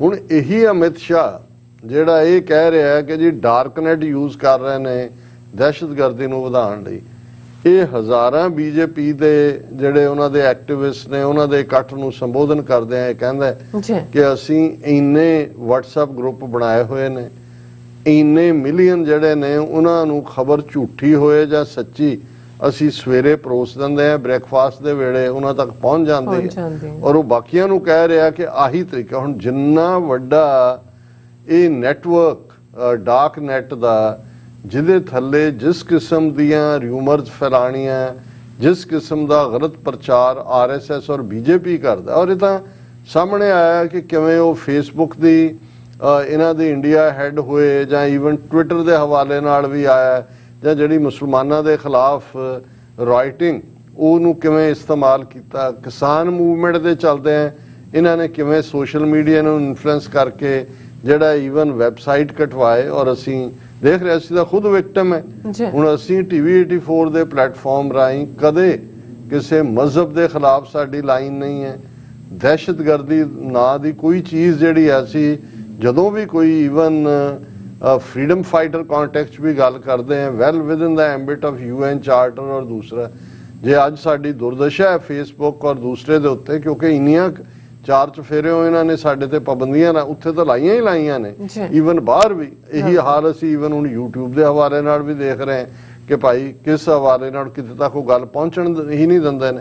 ते लेकिन किवें धड़ल्ले नाल उत्थे नफरत दा प्रचार, और इकल्ला साडे नाल नहीं है, किन्ने पंथक प्लेटफॉर्म ਜਾਂ पंथक अकाउंट वाले ਜਿਹੜੇ ਸੀ ਜਿਨ੍ਹਾਂ ਦੇ ਲੱਖਾਂ ਫਾਲੋਅਰ ਸੀ, ਉਹ ਸਾਰੇ ਉਹਨਾਂ ਨੇ ਆਫ ਕਰ ਦਿੱਤੇ, ਉਹਨਾਂ ਨੂੰ ਸਵਿਚ ਆਫ ਕਰਤਾ। ਤੁਸੀਂ ਫਿਰ ABC ਤੋਂ ਨਵੀਂ ਆਈਡੀ ਨਾਲ ਸ਼ੁਰੂ ਕਰਦੇ ਹੋ, ਜਦੋਂ ਤੱਕ ਹੁੰਦਾ ਉਹਨੂੰ ਫਿਰ ਸਵਿਚ ਕਰ ਦਿੰਦੇ ਨੇ। ਹੁਣ ਇਹ ਪਾਕਿਸਤਾਨ ਔਰ ਚੀਨ ਦੇ ਉੱਤੇ ਵੀ ਤੰਜ਼ ਕਰ ਰਿਹਾ। ਉਹਨੇ ਕਿਹਾ ਜੀ ਇਹ I believe the financing of terrorism is more dangerous than terrorism itself because the means and methods of terrorism are nurtured from such funding। ਹੁਣ ਖੁਦ ਜਿਨ੍ਹਾਂ ਦੇ ਕੋਲ ਬੇਹਿਸਾਬਾ ਪੈਸਾ ਜਿਵੇਂ ਇਹਨਾਂ ਨੇ ਇਕੱਠਾ ਕੀਤਾ ਹੈ, ਉਸ ਪੈਸੇ ਰਾਹੀਂ ਕਿਵੇਂ ਇਹਨਾਂ ਤੋਂ ਅੱਜ ਦੁਨੀਆ ਦੇ ਵਿੱਚ ਕਿਸੇ ਵੀ ਮੁਲਕ 'ਚ ਇਹਨਾਂ ਤੋਂ ਬਿਹਤਰ ਮੈਨੇਜ ਕੋਈ IT ਸੈੱਲ ਨਹੀਂ ਹੈ ਜਿਹਦੇ 'ਚ ਕਿ ਮਿਸ ਇਨਫੋਰਮੇਸ਼ਨ ਪਰੋਸੀ ਜਾਂਦੀ ਹੈ। ਦਹਿਸ਼ਤਗਰਦੀ, ਨਫ਼ਰਤ, ਇੰਨੇ ਇੱਕ ਵੈਬਸਾਈਟ इस्लाम के खिलाफ नफरत, इन्ने वैबसाइट जेडे दलितां के खिलाफ नफरत, इन्ने वैबसाइट जिहदे सिखां नूं जिहड़ा हिंदू बनाउण दी लाइन जिहड़ी है उस दे थल्ले वो जिहड़ा वो पूरे उन्होंने इस किस्म के प्रोफैशनल जिहड़े ने वो वैबसाइट अनफोल्ड कीते हुए ने कि तुसी जदों मॉनीटर करदे हो फिर नज़र आंदा है कि भाई तुसी किन्ने क दा जवाब दिओगे। अल्टीमेटली उही गल रिसोर्स नाल जुड़ी हुंदी है भी तुसी कित्थे तक जाओगे। और उहदे च फिर वो ये कह रहा है कि जी ये असी जड़ा है बहुत वड्डे विक्टम है, कि भाई इंडिया ये विक्टम है, it is the result of our continuous efforts कि भाई असी हुण थोड़ा जिहा दहशतगर्दी तो साडी जान दी थोड़ी खलासी हुई है, रिडक्शन हुई है केसिस दे विच, बट असी तां कदों दे विक्टम चल रहे हैं और दुनिया नूं हुण पता लगा है कि किवें जिहड़ा दहशतगर्दी की हुंदी है। सो असी यही कहना चाहुंदे कि भाई अल्टीमेटली नैरेटिव ही ਜਿਹਨੂੰ ਬਿਆਨੀਆਂ ਪੰਜਾਬੀ 'ਚ ਕਿਹਾ ਜਾਂਦਾ ਉਹਨਾਂ ਦਾ ਚੱਲਦਾ ਹੈ, ਜਿਨ੍ਹਾਂ ਦੇ ਕੋਲ ਤਾਕਤ ਹੁੰਦੀ ਹੈ, ਜਿਨ੍ਹਾਂ ਦੇ ਕੋਲ ਸਾਧਨ ਹੁੰਦੇ ਨੇ। ਲੇਕਿਨ ਇਹਦੇ ਬਾਵਜੂਦ ਸਾਡੇ ਪੱਲੇ ਸੱਚ ਹੈ, ਔਰ ਜਿਵੇਂ ਮੈਂ ਅਕਸਰ ਕਹਿੰਦਾ ਕਿ ਸੱਚ ਦਾ ਆਪਣਾ ਭਾਰ ਬੜਾ ਹੁੰਦਾ ਹੈ।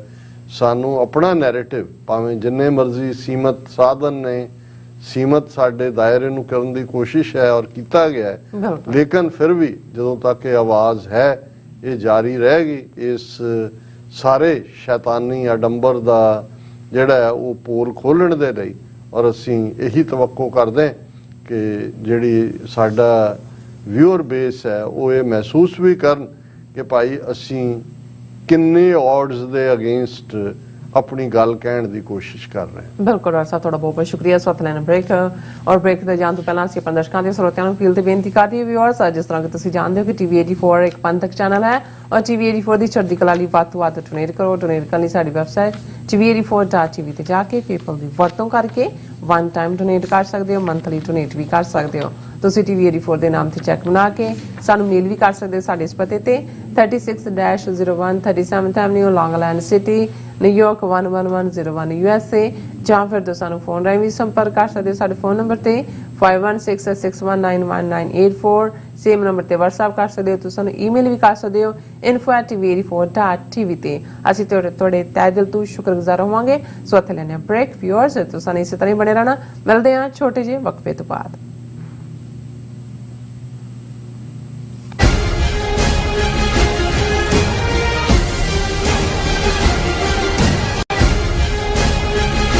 अपना ਵਧੇਰੇ ਸਮਾਂ ਬਿਤਾਉਣ ਤੋਂ ਪਰੇਸ਼ਾਨ ਹੋ?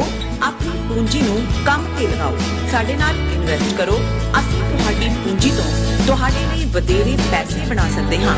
ਅਸੀਂ ਪ੍ਰਾਈਵੇਟ ਇਕੁਇਟੀ ਇਨਵੈਸਟਮੈਂਟ ਫਰਮ ਹਾਂ ਤੇ ਕਮਰਸ਼ੀਅਲ ਰੀਅਲ ਏਸਟੇਟ ਵਿੱਚ ਮਾਹਿਰ ਹਾਂ। Property management, leasing, asset management, commercial real estate investment ਵਿੱਚ ਸਾਰੀਆਂ ਸੇਵਾਵਾਂ ਲਈ ਅਮਰੀਕਾ ਭਰ ਵਿੱਚੋਂ ਤੁਸੀਂ ਸਾਡੇ ਤੱਕ ਪਹੁੰਚ ਕਰ ਸਕਦੇ ਹੋ। ਆਜ਼ਾਦ ਕਮਰਸ਼ੀਅਲ ਰਿਅਲਟੀ ਸਰਵਿਸਿਜ਼ ਤੇ Azad family trust 701 north Port Oak road suite number 204 Houston Texas. ਤੁਸੀਂ ਸਾਨੂੰ ਸਾਡੇ ਫੋਨ ਨੰਬਰ 7136861277 ਤੇ ਵੀ ਸੰਪਰਕ ਕਰ ਸਕਦੇ ਹੋ। ਆਜ਼ਾਦ commercial. Are you tired of property violations, ECB court hearings wasting your time? AM Expediting Drafting and Design is the solution for your problems. AM Expediting Drafting and Design offers services that range from architectural drawings to expediting services to DOB, FDNY, and other agencies. Or visit their location at 116-15 Myrtle Avenue in Richmond Hill. Call AM Expediting Drafting and Design now at 718-725-0. ਇੱਕ ਓੰਕਾਰ ਇੱਕ ਸ਼ਬਦ ਵੱਖਰਾ ਕਹਿਣਾ, ਇੱਕ ਓੰਕਾਰ ਇਸ ਤਰ੍ਹਾਂ ਬੋਲਣਾ। ਸਾਡਾ ਇਹ ਨਿੱਕਾ ਜਿਹਾ ਉਪਰਾਲਾ ਹੈ ਕਿ ਅਸੀਂ ਸਾਰੇ ਖੁਦ ਧੰਨ ਸ਼੍ਰੀ ਗੁਰੂ ਗ੍ਰੰਥ ਸਾਹਿਬ ਜੀ ਦੀ ਬਾਣੀ ਦਾ ਸ਼ੁੱਧ ਉਚਾਰਨ ਕਰ ਸਕੀਏ। ਸਤਿਨਾਮ ਕਰਤਾ ਪੁਰਖ। ਪਰਿਵਾਰ ਵਿੱਚ ਬੈਠ ਕੇ ਇਸ ਪ੍ਰੋਗਰਾਮ ਨੂੰ ਦੇਖੀਏ ਤੇ ਆਪਣੇ ਪਰਿਵਾਰਾਂ ਨੂੰ ਗੁਰਬਾਣੀ ਨਾਲ ਜੋੜੀਏ।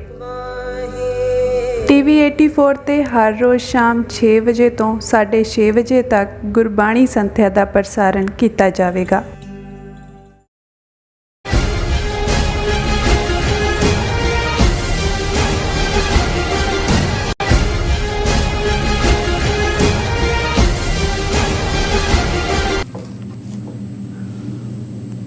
ਦਰਸ਼ਕੋ, ਬ੍ਰੇਕ ਤੋਂ ਬਾਅਦ ਤੁਹਾਡਾ ਸਭ ਦਾ ਭਰਪੂਰ ਸਵਾਗਤ ਹੈ। ਸੋ ਵੀਅਰਸ, ਗੱਲਬਾਤ ਕਰਨ ਜਾ ਰਹੇ ਹਾਂ ਕਿ ਪੰਜਾਬ ਸਰਕਾਰ ਵੱਲੋਂ ਸਮੂਹ ਜ਼ਿਲ੍ਹਾ ਅਫਸਰਾਂ ਦੇ ਨਾਂ ਇੱਕ ਫਰਮਾਨ ਕੱਢਿਆ ਗਿਆ ਹੈ।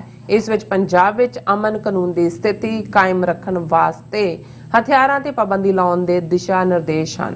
ਹੈਰਾਨੀ ਇਸ ਗੱਲ ਦੀ ਹੈ ਕਿ ਇਸ ਵਿੱਚ ਧਾਰਮਿਕ ਸਥਾਨਾਂ ਤੇ ਹਥਿਆਰ ਲਿਜਾਉਣ ਤੇ ਵੀ ਪੂਰਨ ਪਾਬੰਦੀ ਦੀ ਗੱਲ ਕੀਤੀ ਗਈ ਹੈ। ਸੋ ਕੀ ਹੁਣ ਗੁਰਦੁਆਰਿਆਂ ਚੋਂ ਕਿਰਪਾਨਾਂ ਵੀ ਚੁਕਾਈਆਂ ਜਾਣਗੀਆਂ? ਸੋ ਇਸ ਬਾਰੇ ਆਪਾਂ ਗੱਲਬਾਤ ਕਰਨ ਜਾ ਰਹੇ ਹਾਂ। ਸੋ ਅਸੀਂ ਚਾਹਾਂਗੇ ਕਿ ਤੁਸੀਂ ਇਸੇ ਤਰ੍ਹਾਂ ਬਣੇ ਰਹਿਣਾ, ਦੇਖਣ ਸੁਣਨ ਲਈ ਐਂਡ ਲਿਖਣ ਲਈ ਤੁਹਾਡਾ ਸਭ ਦਾ ਬਹੁਤ ਬਹੁਤ ਧੰਨਵਾਦ। ਜੀ ਡਾਕਟਰ ਸਾਹਿਬ, ਕੀ ਕਹਿਣਾ ਚਾਹੋਗੇ? ਦੇਖੋ, ਸਭ ਤੋਂ ਪਹਿਲਾਂ ਤਾਂ ਅਸੀਂ ਜਿਹੜੇ ਸਾਡੇ ਚੈਟ ਸ਼ਾਮਲ ਹੁੰਦੇ ਨੇ ਵੀਰ ਭੈਣਾਂ, ਉਹਨਾਂ ਨੂੰ ਵੀ ਐਕਨੋਲੇਜ ਕਰਨਾ ਚਾਹਾਂਗੇ। ਬਿਲਕੁਲ। ਔਰ ਇਹ ਈਸਟ ਪੰਜਾਬ ਤੋਂ ਦਰਸ਼ੀ ਬਰਾੜ, ਉਹਨਾਂ ਨੇ ਫਤਿਹ ਬੁਲਾਈ ਹੈ। ਫਿਰ ਬਾਗੜੀਆਂ ਪਰਿਵਾਰ ਜਿਹੜਾ ਪਿੰਡ ਤੋਂ ਵੀ ਇੱਕ ਸੱਜਣ ਲਿਖਦੇ ਨੇ, ਅੱਜ ਤਾਂ ਉਹਨਾਂ ਦੀ ਨਹੀਂ ਹੈ ਲਿਖਤ, ਪਰ ਮੈਂ ਉਹਨਾਂ ਨੂੰ, ਔਰ ਇਸੇ ਤਰ੍ਹਾਂ ਹਰਿਆਣੇ ਦੀ ਸੰਗਤ ਔਰ ਸਾਡੇ ਭਾਈਜਾਨ ਜ਼ੁਬੈਰ ਯਾਕੂਬ ਜੀ, ਉਹ ਬੜੀ ਨਿਯਮਤਾ ਨਾਲ ਰੈਗੂਲਰਿਟੀ ਨਾਲ ਆਉਂਦੇ ਨੇ ਔਰ ਹਮੇਸ਼ਾ ਵੈਲਕਮਿੰਗ ਕਮੈਂਟ ਦਿੰਦੇ ਨੇ। ਔਰ ਅਸੀਂ ਕੋਸ਼ਿਸ਼ ਕਰਾਂਗੇ ਆਉਣ ਵਾਲੇ ਦਿਨਾਂ 'ਚ ਕਿ ਵੀ ਅਸੀਂ ਜੇ ਉਹਦੇ 'ਚ ਕਮੈਂਟਸ ਦੇ ਵਿੱਚ ਵੀ ਕੋਈ ਖਾਸ ਸਵਾਲ ਜਾਂ ਮੈਸੇਜ ਹੋਏ ਤਾਂ ਉਹਨੂੰ ਅਸੀਂ ਫੋਲੋਇੰਗ ਪ੍ਰੋਗਰਾਮਾਂ ਦੇ ਵਿੱਚ ਸ਼ਾਮਲ ਕਰਿਆ ਕਰਾਂਗੇ। ਅਸੀਂ ਇਸ ਇਸ਼ੂ ਨੂੰ ਟੱਚ ਬੇਸ ਤਾਂ ਕੀਤਾ ਸੀ। ਸਾਡੇ ਭੈਣ ਜੀ ਵਿਨੀ ਕੌਰ, ਉਹਨਾਂ ਨੇ ਵੀ ਆਰਟੀਕਲ ਇਸ ਤੇ ਭੇਜਿਆ, ਪਰ ਉਹਨਾਂ ਨੇ ਕਿਹਾ ਵੀ ਤੁਸੀਂ ਟੱਚ ਬੇਸ ਕੀਤਾ। ਪਰ ਮੈਂ ਕਿਉਂਕਿ ਕੁਝ ਚੀਜ਼ਾਂ ਮੀਡੀਆ 'ਚ ਆਉਂਦੀਆਂ ਨੇ, ਜਦੋਂ ਤੱਕ ਕੋਈ ਓਰੀਜਨਲ ਡਾਕੂਮੈਂਟ ਤੁਹਾਡੇ ਹੱਥ 'ਚ ਨਾ ਆਏ ਤੇ ਫਿਰ ਤੁਸੀਂ ਉਹਦੇ ਸਪੈਸੀਫਿਕਸ ਤੇ ਗੱਲ ਨਹੀਂ ਕਰ ਸਕਦੇ। ਜਨਰਲੀ ਅਸੀਂ ਤਾਂ ਇਸ ਦੇ ਉੱਤੇ ਗੱਲ ਕੀਤੀ ਕਿ ਜੋ ਪੰਜਾਬ ਦੇ ਵਿੱਚ ਸਿਚੁਏਸ਼ਨ ਕੰਟਰਾਈਵ ਕੀਤੀ ਜਾ ਰਹੀ ਹੈ ਲਾਅ ਐਂਡ ਆਰਡਰ ਦੇ ਨਾਂ ਥੱਲੇ, ਔਰ ਜਿਸ ਕਿਸਮ ਦਾ ਪੰਜਾਬ ਦੇ ਵਿੱਚ ਇੱਕ ਮਾਹੌਲ ਉਹ ਹਿੰਦੂਤਵੀ ਸ਼ਿਵ ਸੈਨਾ ਦੇ ਨਾਂ ਥੱਲੇ ਹੋਏ, ਅਦਰਵਾਈਜ਼ ਉਹਨਾਂ ਦੇ ਜਿਹੜੇ ਸੂਰਾਂ ਵਰਗੇ ਫਿੱਟੇ ਹੋਏ, ਉਹਨਾਂ ਦੇ ਪਾਲੇ ਹੋਏ ਸੂਰ ਨੇ, ਇੱਕ ਜੰਗਲੀ ਸੂਰ ਹੁੰਦੇ ਨੇ, ਇੱਕ ਪਾਲੇ ਹੋਏ ਸੂਰ ਹੁੰਦੇ ਨੇ, ਉਹ ਜਿਸ ਕਿਸਮ ਦੀ ਬਿਆਨਬਾਜ਼ੀ, ਕੋਈ ਦਰਬਾਰ ਸਾਹਿਬ ਤੇ ਦੁਬਾਰਾ ਅਟੈਕ ਕਰਨ ਦੀ ਗੱਲ ਕਰਦਾ ਹੈ, ਕੋਈ ਸਿੱਖਾਂ ਨੂੰ ਘਰੋਂ ਕੱਢ ਕੇ ਨਵੰਬਰ 84 ਯਾਦ ਕਰਵਾਉਣ ਦੀ ਗੱਲ ਕਰਦਾ, ਦੂਜੇ ਕਿਸੇ ਦੇ ਖਿਲਾਫ ਕੋਈ FIR ਨਹੀਂ ਹੁੰਦੀ ਕੋਈ। ਔਰ ਈਵਨ ਬਟਾਲੇ ਦੇ ਵਿੱਚ ਸਿੱਖ ਜਥੇਬੰਦੀਆਂ ਨੂੰ 72 ਘੰਟੇ ਤੋਂ ਜ਼ਿਆਦਾ ਧਰਨਾ ਦੇਣਾ ਪਿਆ ਪੂਰਾ ਬਲੌਕ ਕਰਕੇ, ਜਿਸ ਤੋਂ ਬਾਅਦ ਇੱਕ ਸੂਰ ਦੇ ਬੱਚੇ ਦੇ ਖਿਲਾਫ ਜਿਹੜਾ ਉਹ ਰਜਿਸਟਰ ਹੋਇਆ ਕੇਸ। ਨਿਕਲਣਾ ਕੀ ਹੈ, ਪਰ ਇਹ ਵੀ ਇੱਕ, ਕਿਉਂਕਿ ਜਿਵੇਂ ਮੈਂ ਕਿਹਾ ਸੀ ਵੀ ਅਸੀਂ 80s ਦਾ ਦੌਰ ਦੇਖਿਆ ਹੋਇਆ ਕਿ 80 ਤੋਂ 84 ਤੱਕ, 84 ਤੋਂ ਬਾਅਦ ਵਾਲੀ ਸਿਚੁਏਸ਼ਨ ਤਾਂ ਨੋਨ ਹੀ ਹੈ, ਪਰ ਕਿਵੇਂ ਇੱਕ ਸਿਚੁਏਸ਼ਨ ਕੰਟਰਾਈਵ ਕੀਤੀ ਗਈ ਸੀ।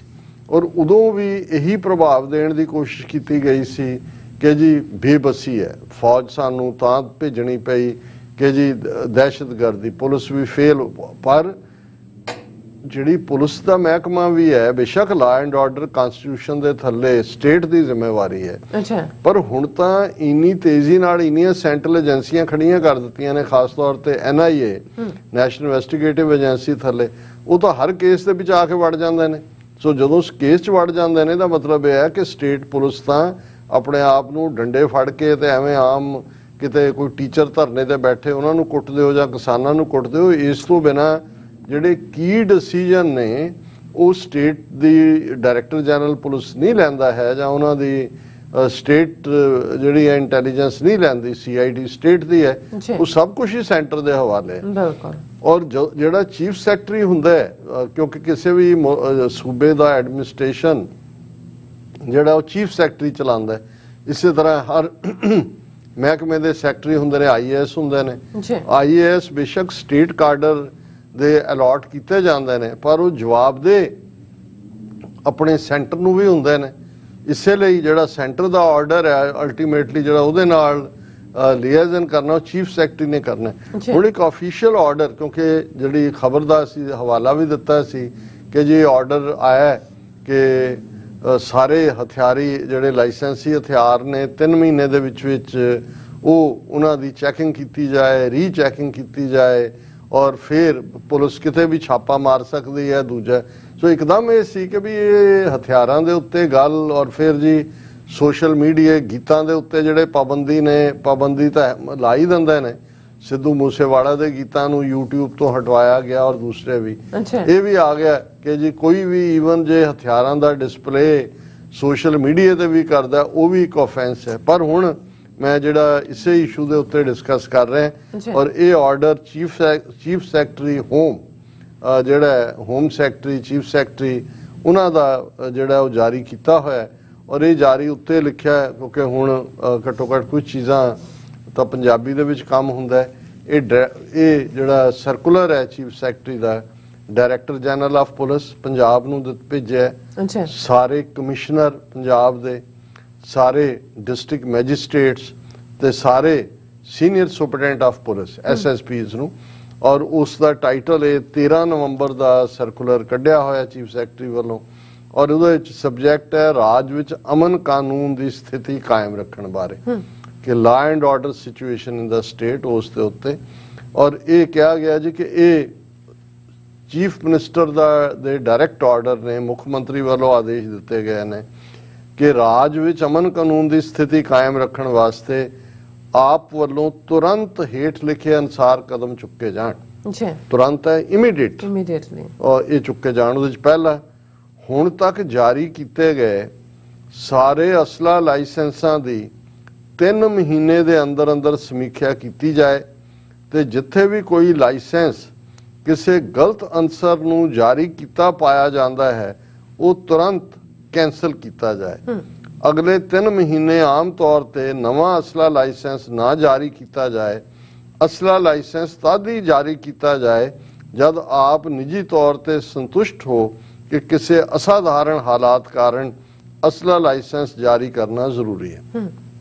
ਹੁਣ ਜੇ ਤੁਸੀਂ ਲਾ ਐਂਡ ਆਰਡਰ ਦੀ ਦੇਖਣੀ ਹੋਏ ਹਾਲਤ, ਆ ਕੱਲ ਦੀ ਵੀ ਖਬਰ ਸੀ ਕਿ ਇੱਕ ਬੀਬੀ ਜਿਹੜੀ ਕਿ ਇੱਕ ਬਠਿੰਡੇ ਗੱਡੀ ਦੇ ਕੋਲ ਖਲੋਤੀ ਗੱਲ ਕਰ ਰਹੀ ਹੈ ਕਿਸੇ ਨਾਲ, 35 ਸਾਲ ਦੇ ਕਰੀਬ ਦੀ ਉਮਰ ਹੈ, ਉਹ ਇੱਕ ਸ਼ੂਟਰ ਆਇਆ ਉਹਨੂੰ ਮਾਰ ਕੇ 3 ਗੋਲੀਆਂ ਮੌਕੇ ਤੇ ਮਾਰ ਕੇ ਚਲਾ। ਸੋ ਇਸ ਕਿਸਮ ਦੇ ਵਾਕਿਆ ਆਮ ਹੋ ਰਹੇ ਨੇ। ਹੁਣ ਜਦੋਂ ਕੋਈ ਹਥਿਆਰ ਲੈਂਦਾ ਹੈ, ਲਾਇਸੈਂਸ ਲੈਂਦਾ, ਉਹ ਤਾਂ ਪ੍ਰੋਟੈਕਸ਼ਨ ਲਈ ਲੈਂਦਾ ਹੈ। ਹੁਣ ਜੇ ਇਹ ਕਹਿਤਾ ਜੀ ਤੁਸੀਂ ਨਵਾਂ ਕੋਈ ਦੇਣਾ ਨਹੀਂ, ਜਿਹੜੇ ਹੈ ਨੇ ਉਹਨਾਂ ਨੂੰ ਕਹੋ ਜੀ ਲਿਆਓ, ਚੈੱਕ ਕਿਹੜਾ ਤੁਹਾਨੂੰ ਜਾ ਕੇ ਉਹਨਾਂ ਨੇ ਫੜ ਕੇ ਤੇ ਵਾਪਸ ਕਰ ਦੇਣਾ ਹੁੰਦਾ, ਜਮ੍ਹਾਂ ਕਰਾਉਣਾ ਹੁੰਦਾ। ਤੇ ਜਦੋਂ ਤੁਸੀਂ ਸਰੈਂਡਰ ਕੀਤਾ ਆਪਣਾ, ਉਦੋਂ ਜਦੋਂ ਵਾਕਿਆਤ ਹੋਣਗੇ, ਔਰ ਇਹਦੀ ਕੀ ਗਾਰੰਟੀ ਹੈ, ਉਹ ਇਹਨੂੰ ਪ੍ਰੋਲੋਂਗ ਕਰ ਦੇਣਗੇ ਕਿ ਜੀ ਅਸੀਂ ਅਜੇ ਵੈਰੀਫਾਈ ਕਰ ਰਹੇ ਹਾਂ ਕਿ ਤੁਹਾਨੂੰ ਠੀਕ ਹੋਇਆ, ਤੁਹਾਨੂੰ ਲੋੜ ਵੀ ਸੀ ਕਿ ਨਹੀਂ ਸੀ, ਕਿੰਨੇ ਇਹਦੇ ਬਹਾਨੇ ਨਾਲ ਕੈਂਸਲ ਕਰ ਸਕਦੇ ਨੇ। ਹਥਿਆਰਾਂ ਦੇ ਜਨਤਕ ਪ੍ਰਦਰਸ਼ਨ ਤੇ ਪੂਰਨ ਪਾਬੰਦੀ ਲਾਗੂ ਕੀਤੀ ਜਾਏ। ਹੁਣ ਜਿਹੜੇ ਤਾਂ ਹੇਟ ਸਪੀਚ ਦੇਣ ਵਾਲੇ ਨੇ, ਜਿਹੜੇ ਨਫ਼ਰਤ ਸਿੱਖਾਂ ਦੇ ਖਿਲਾਫ, ਸਿੱਖਾਂ ਦੇ ਜੈਨੋਸਾਈਡ ਦੀ ਗੱਲ ਕਰਦੇ ਨੇ, ਉਹਨਾਂ ਨੂੰ ਤਾਂ ਜਿੰਨਾ ਨਫ਼ਰਤ ਭਰਿਆ ਬਿਆਨ ਦਿੰਦਾ ਉਨੀ ਉਹਦੀ ਸਿਕਿਉਰਿਟੀ ਵੱਧ ਜਾਂਦੀ ਹੈ। ਹੁਣ ਜਿਹੜੇ ਉਹਨਾਂ ਦੇ ਨਾਲ ਹਥਿਆਰ ਲੈ ਕੇ ਮਾਰਚ ਕਰ ਰਹੇ, ਜਿਨ੍ਹਾਂ ਦੇ ਉੱਤੇ 60 ਕਰੋੜ ਤੋਂ ਜ਼ਿਆਦਾ ਪੰਜਾਬ ਗਵਰਨਮੈਂਟ ਖਰਚ ਕਰ ਰਹੀ ਹੈ, ਉਹਨਾਂ ਦੀ ਤਾਂ ਪ੍ਰਦਰਸ਼ਨੀ ਬੰਦ ਨਹੀਂ ਹੋਣੀ। ਉਹ ਤਾਂ ਉਹਨਾਂ ਦੀ ਰਾਤ ਔਰ ਜਿੰਨਾ ਹੋਰ ਨਫ਼ਰਤ ਭਰਿਆ ਦਿੰਦੇ ਨੇ ਉਨਾ ਹੀ ਉਹ ਹੋਰ ਮੰਗ ਲੈਂਦੇ ਨੇ ਸਿਕਿਉਰਿਟੀ। ਅੱਛਾ, ਲੇਕਿਨ ਇਹ ਪਾਬੰਦੀ ਸੋਸ਼ਲ ਮੀਡੀਆ ਤੇ ਵੀ ਲਾਗੂ ਕੀਤੀ। ਹੁਣ ਸੋਸ਼ਲ ਮੀਡੀਆ ਤੇ ਕੀ ਲਾਗੂ ਕਰੋਗੇ? ਹੁਣ ਅੱਜ ਸਾਡੀ ਟੈਕਨੀਕਲ ਟੀਮ ਦੇ ਇੱਕ ਸੱਜਣ ਬਾਹਰ ਨੇ, ਮੈਂ ਮੋਦੀ ਦੀ ਇੱਕ ਫੋਟੋ ਭੇਜੀ ਸੀ ਜੇ ਟੈਕਨੀਕਲ ਟੀਮ ਉਸ ਨੂੰ ਦੇਖ ਸਕੇ। ਹੁਣ ਉਹ ਪਿਸਤੌਲਾਂ ਰੱਖ ਕੇ ਬੈਠਾ ਹੈ, ਹਥਿਆਰਾਂ ਦੀ ਪੂਜਾ ਕਰ ਰਿਹਾ ਹੈ। ਅੱਛਾ, ਦੁਸਹਿਰੇ ਦਾ ਦਿਨ ਇਹਨਾਂ ਦਾ ਸ਼ਸਤਰ ਪੂਜਨ ਦੇ ਨਾਂ ਥੱਲੇ RSS ਦੇ ਵਲੰਟੀਅਰ ਭਾਰਤ ਭਰ ਦੇ ਵਿੱਚ ਜਿਹੜੇ ਫਾਇਰ ਆਰਮਸ ਨੇ ਉਹ ਲੈ ਕੇ ਮਾਰਚ ਕਰਦੇ ਨੇ ਕਿ ਭਾਈ ਅਸੀਂ ਸ਼ਸਤਰਾਂ ਦੀ ਪੂਜਾ, ਦੁਰਗਾ ਦੀ ਪੂਜਾ ਕਰ ਰਹੇ ਹਾਂ। ਅੱਛਾ, ਦੁਸਹਿਰੇ ਦੇ ਤਿਉਹਾਰ ਦੇ ਨਾਂ ਥੱਲੇ ਇੱਕ ਜ਼ਮਾਨਾ ਸੀ ਦੁਸਹਿਰਾ ਰਾਮਲੀਲਾ ਇੱਕ ਤੁਹਾਡੇ ਲਈ ਉਹ ਇੱਕ ਨਾਟਕ ਨੂੰ ਦੇਖਣਾ ਹੁੰਦਾ ਸੀ।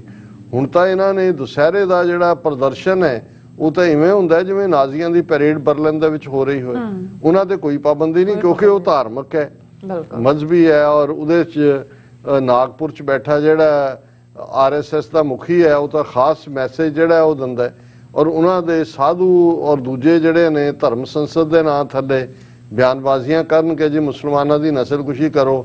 ਸੋਸ਼ਲ ਮੀਡੀਆ ਤੇ ਕੋਈ ਕੇਸ, ਹੁਣ ਤੁਸੀਂ ਪੰਜਾਬ 'ਚ ਕਿਸੇ ਨੇ ਗੀਤ ਗਾ ਦਿੱਤਾ ਹੈ, ਕਿਸੇ ਨੇ ਆਪਣੇ ਯੋਧਿਆਂ ਨੂੰ ਗਲੋਰੀਫਾਈ ਕੀਤਾ ਤੇ ਉਹ ਵੀ ਸਬਜੈਕਟ ਟੂ ਇਸ ਦੇ ਹੋਣਗੇ।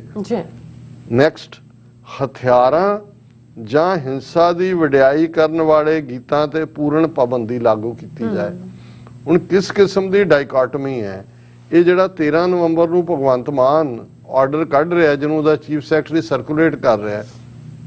2 ਦਿਨ ਪਹਿਲਾਂ ਕਰਤਾਰ ਸਿੰਘ ਸਰਾਭਾ ਜਿਸ ਦੇ ਪਿੰਡ ਦੇ ਫੰਕਸ਼ਨ ਤੇ ਜਾ ਕੇ ਮਾਨ ਝੂਠ ਹੀ ਕਹਿੰਦਾ ਜੀ ਮੈਂ ਪਹਿਲਾ ਚੀਫ ਮਿਨਿਸਟਰ ਹਾਂ ਜਿਹੜਾ ਇੱਥੇ ਆਇਆ, ਸਾਰੇ ਹੀ ਆਉਂਦੇ ਰਹੇ ਨੇ। ਪਰ ਹੁਣ ਕਰਤਾਰ ਸਿੰਘ ਸਰਾਭੇ ਨੇ ਚਰਖਾ ਚਲਾਇਆ ਸੀ ਕਿ ਉਹਨੇ ਕੋਈ ਫੁਲਕਾਰੀ ਕੱਢੀ ਸੀ ਕਿ ਕੋਈ ਹੋਰ ਕੀਤਾ ਸੀ। ਸਾਰੀ ਗਦਰ ਮੂਵਮੈਂਟ ਹੀ ਹਥਿਆਰਾਂ ਦੀ ਮੂਵਮੈਂਟ ਹੈ।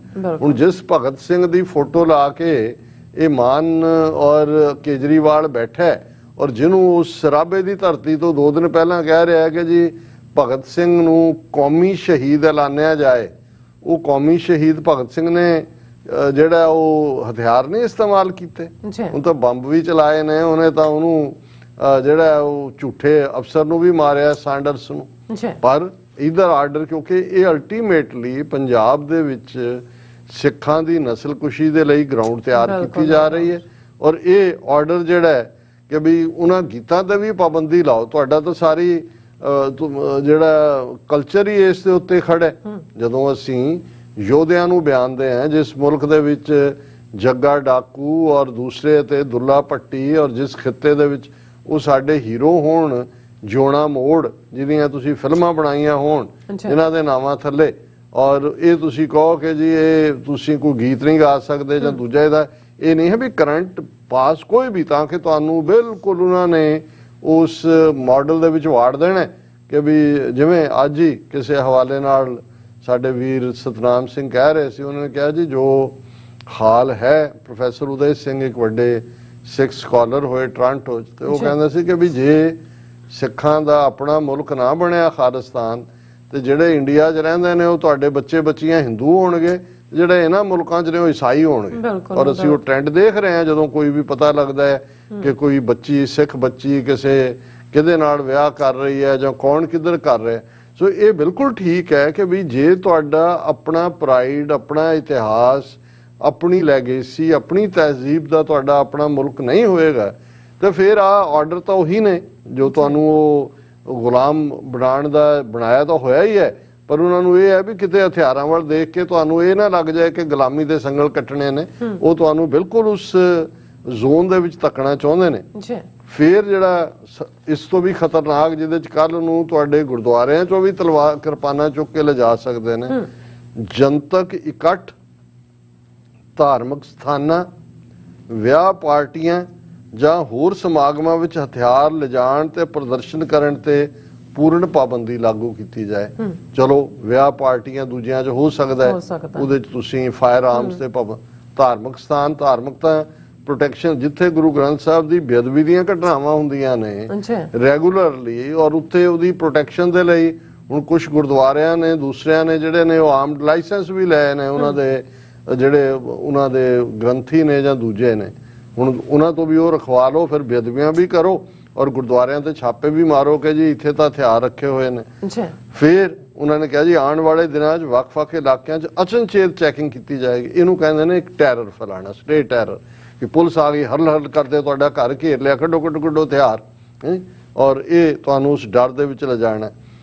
ਕਿਸੇ ਵੀ ਭਾਈਚਾਰੇ ਵਿਰੁੱਧ ਨਫ਼ਰਤ ਭਰਿਆ ਭਾਸ਼ਣ ਦੇਣ ਵਾਲੇ ਵਿਰੁੱਧ FIR ਦਰਜ ਕੀਤੀ ਜਾਏ ਤੇ ਸਖਤ ਕਾਰਵਾਈ ਕੀਤੀ। ਇਹ ਹੁਣ ਕਿਹਦੇ ਖਿਲਾਫ ਹੈ? ਹੁਣ ਜ਼ਾਹਰ ਹੈ ਕਿ ਪੰਜਾਬ ਦੇ ਵਿੱਚ ਇਸ ਵੇਲੇ ਇੱਕ ਅੰਮ੍ਰਿਤ ਸੰਚਾਰ ਲਹਿਰ ਵੀ ਜਿਹੜੀ ਹੈ ਉਹ ਪੂਰੇ ਜ਼ੋਰ ਦੇ ਨਾਲ ਖਲੋਤੀ ਹੈ। ਅੰਮ੍ਰਿਤਪਾਲ ਸਿੰਘ ਇਸ ਵੇਲੇ ਇੱਕ ਆਈਕੋਨਿਕ ਫਿਗਰ ਬਣ ਰਹੇ ਨੇ ਨੌਜਵਾਨਾਂ ਲਈ, ਔਰ ਉਹ ਇਸ ਗੱਲ ਨੂੰ ਯਕੀਨੀ ਬਣਾ ਰਹੇ ਨੇ ਕਿ ਫੋਕਸ ਤੋਂ ਲਾਂਭੇ ਨਾ ਜਾਇਆ ਜਾਏ। ਹੁਣ ਇੱਕ ਉਹਨਾਂ ਨੇ ਵਹੀਰ ਘੱਤ ਮਾਰਚ ਅਕਾਲ ਤਖਤ ਸਾਹਿਬ ਤੋਂ ਜਿਹੜਾ ਦਮਦਮਾ ਸਾਹਿਬ ਦਾ ਦਿੱਤਾ ਹੈ ਕਿ ਪੜਾਅ ਵਾਈਜ਼ ਉਹ ਵਧਣਗੇ, ਜਿੱਥੇ ਜਿੱਥੇ ਵੀ ਧਾਰਮਿਕ ਸਮਾਗਮ ਹੋਣਗੇ ਅਗਲੇ ਦਿਨ ਅੰਮ੍ਰਿਤ ਸੰਚਾਰ ਹੋਏਗਾ ਔਰ ਦੂਸਰਾ ਸਾਰਾ।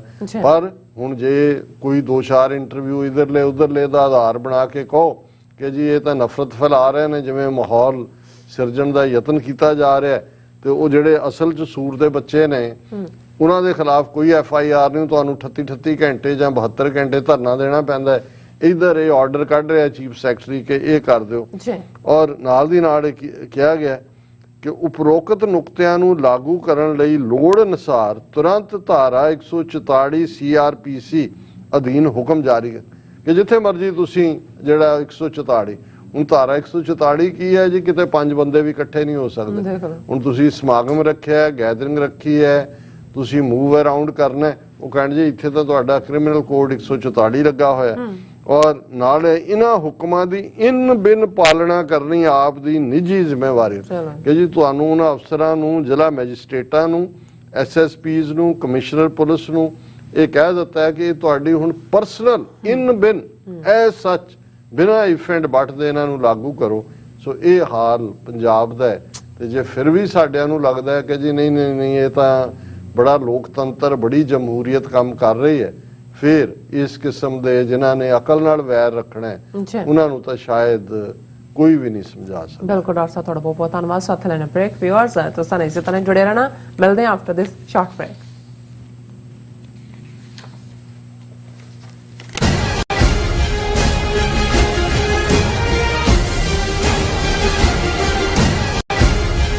ਕੀ ਤੁਹਾਨੂੰ 30, 40 ਜਾਂ 50 ਦਿਨ ਵੇਟ ਕਰਨੀ ਪੈ ਰਹੀ ਹੈ ਤੁਹਾਡੇ ਚੈੱਕ ਲਈ? ਫਿਰ ਬ੍ਰੋਕਰਾਂ ਪਿੱਛੇ ਭੱਜਦੇ ਫਿਰਦੇ ਹੋ ਪੈਸੇ ਲਈ। ਬਹੁਤ ਜ਼ਿਆਦਾ ਟਾਈਮ ਵੇਸਟ ਹੋ ਜਾਂਦਾ ਇੱਦਾਂ ਤਾਂ। ਜੇ ਤੁਸੀਂ ਅੱਜ ਹੀ ਪੈਸੇ ਲੈਣੇ ਤਾਂ ਬਾਬ ਟੇਲ ਨੂੰ ਕਾਲ ਕਰੋ। ਬਾਬ ਟੇਲ ਤੁਹਾਡੀਆਂ ਇਨਵੋਇਸਿਸ ਸੇਮ ਡੇ ਫੰਡ ਕਰ ਸਕਦੇ ਹਨ for a small fee, no contract, no reserve and no hidden fees। ਅੱਜ ਹੀ ਕਾਲ ਕਰੋ ਬਾਬ ਟੇਲ ਨੂੰ ਤੇ ਤੁਹਾਡਾ ਪਹਿਲਾ ਮਹੀਨਾ ਫ੍ਰੀ। 410 204 2084। ਅਗੇਨ 410 204 2084। ਕੀ ਤੁਸੀਂ ਆਪਣੇ ਟੈਕਸਸ ਨੂੰ ਲੈ ਕੇ ਚਿੰਤਤ ਹੋ? ਤੁਸੀਂ ਆਪਣੀ ਕਮਾਈ ਲਈ ਮਿਹਨਤ ਕਰਦੇ ਹੋ, ਭਾਵੇਂ ਤੁਸੀਂ ਨੌਕਰੀ ਵਿੱਚ ਹੋਵੋ ਜਾਂ ਆਪਣਾ ਬਿਜ਼ਨਸ ਚਲਾਉਂਦੇ ਹੋ। ਜਦੋਂ ਟੈਕਸ ਭਰਨ ਦਾ ਸਮਾਂ ਆਉਂਦਾ ਤਾਂ ਤੁਹਾਨੂੰ ਇੱਕ ਭਰੋਸੇਯੋਗ ਟੈਕਸ ਅਕਾਊਂਟੈਂਟ ਦੀ ਲੋੜ ਹੈ ਜੋ ਟੈਕਸ ਬੈਲੈਂਸ ਦਾ ਤੁਹਾਡੇ ਪੱਖ ਵਿੱਚ ਜਾਣਾ ਯਕੀਨੀ ਬਣਾਵੇ। ਸਿਆਟਲ ਦੀ ਜਾਣੀ ਪਛਾਣੀ company accurate accountants and taxes ਤੁਹਾਡੀ ਸੇਵਾ ਵਿੱਚ ਹਾਜ਼ਰ ਹੈ। ਅਸੀਂ ਹਰ ਤਰ੍ਹਾਂ ਦੇ ਟੈਕਸ ਭਰਨ ਵਿੱਚ ਤੁਹਾਡੀ ਮਦਦ ਕਰਾਂਗੇ। ਟੈਕਸ ਸੰਬੰਧੀ ਕਿਸੇ ਵੀ ਤਰ੍ਹਾਂ ਦੇ ਸਵਾਲ ਲਈ ਅੱਜ ਹੀ ਸਾਡੇ ਤੱਕ ਪਹੁੰਚ ਕਰੋ। ਐਕੂਰੇਟ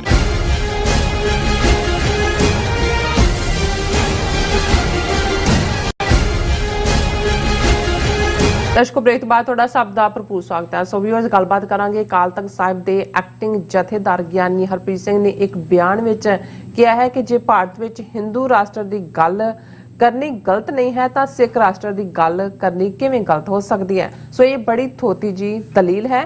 ਜੇ ਹਿੰਦੂ ਰਾਸ਼ਟਰ ਦੀ ਮੰਗ ਨਾ ਵੀ ਹੋਵੇ ਤਾਂ ਵੀ ਸਿੱਖ ਕੌਮ ਨੇ ਅਕਾਲ ਤਖਤ ਸਾਹਿਬ ਤੋਂ ਸਰਬੱਤ ਖਾਲਸਾ ਰਾਹੀਂ ਕੌਮੀ ਨਿਸ਼ਾਨਾ ਖਾਲਿਸਤਾਨ ਮਿੱਥਿਆ ਹੋਇਆ ਹੈ, ਜਿਹੜਾ ਸਿੱਖ ਕੌਮ ਨੇ ਹਰ ਹਾਲਤ ਵਿੱਚ ਹਾਸਲ ਕਰਨਾ ਹੀ ਕਰਨਾ ਹੈ। ਸੋ ਇਸ ਬਾਰੇ ਆਪਾਂ ਗੱਲਬਾਤ ਕਰਨ ਜਾ ਰਹੇ ਹਾਂ। ਸੋ ਅਸੀਂ ਚਾਹਾਂਗੇ ਕਿ ਤੁਸੀਂ ਇਸੇ ਤਰ੍ਹਾਂ ਬਣੇ ਰਹਿਣਾ। ਦੇਖਣ, ਸੁਣਨ ਲਈ, ਲਿਖਣ ਲਈ ਤੁਹਾਡਾ ਸਭ ਦਾ ਬਹੁਤ ਬਹੁਤ ਧੰਨਵਾਦ ਜੀ। ਡਾਕਟਰ ਸਾਹਿਬ ਕੀ ਕਹਿਣਾ ਚਾਹੋਗੇ? ਦੇਖੋ, ਇੱਕ ਲਫ਼ਜ਼ਾਂ ਦੀ ਜਾਦੂਗਰੀ ਹੁੰਦੀ ਹੈ ਜੀ, ਇੱਕ ਲਫ਼ਜ਼ਾਂ ਦੀ ਪੇਚੀਦਗੀ ਹੁੰਦੀ ਹੈ। ਇੱਕ ਜਦੋਂ ਅੰਗਰੇਜ਼ੀ ਦੇ ਵਿੱਚ ਕਿਹਾ ਜਾਂਦਾ ਹੈ ਰਾਈਟਿੰਗ ਔਨ ਦਾ ਵਾਲ, ਫਿਰ ਇਹ ਹੁੰਦਾ ਹੈ ਕਿ ਰੀਡਿੰਗ ਬਿਟਵੀਨ ਦਾ ਲਾਈਨਸ। ਬਿਲਕੁਲ। ਫਿਰ ਇੱਕ ਇਹ ਹੁੰਦਾ ਹੈ ਕਿ what has not been said.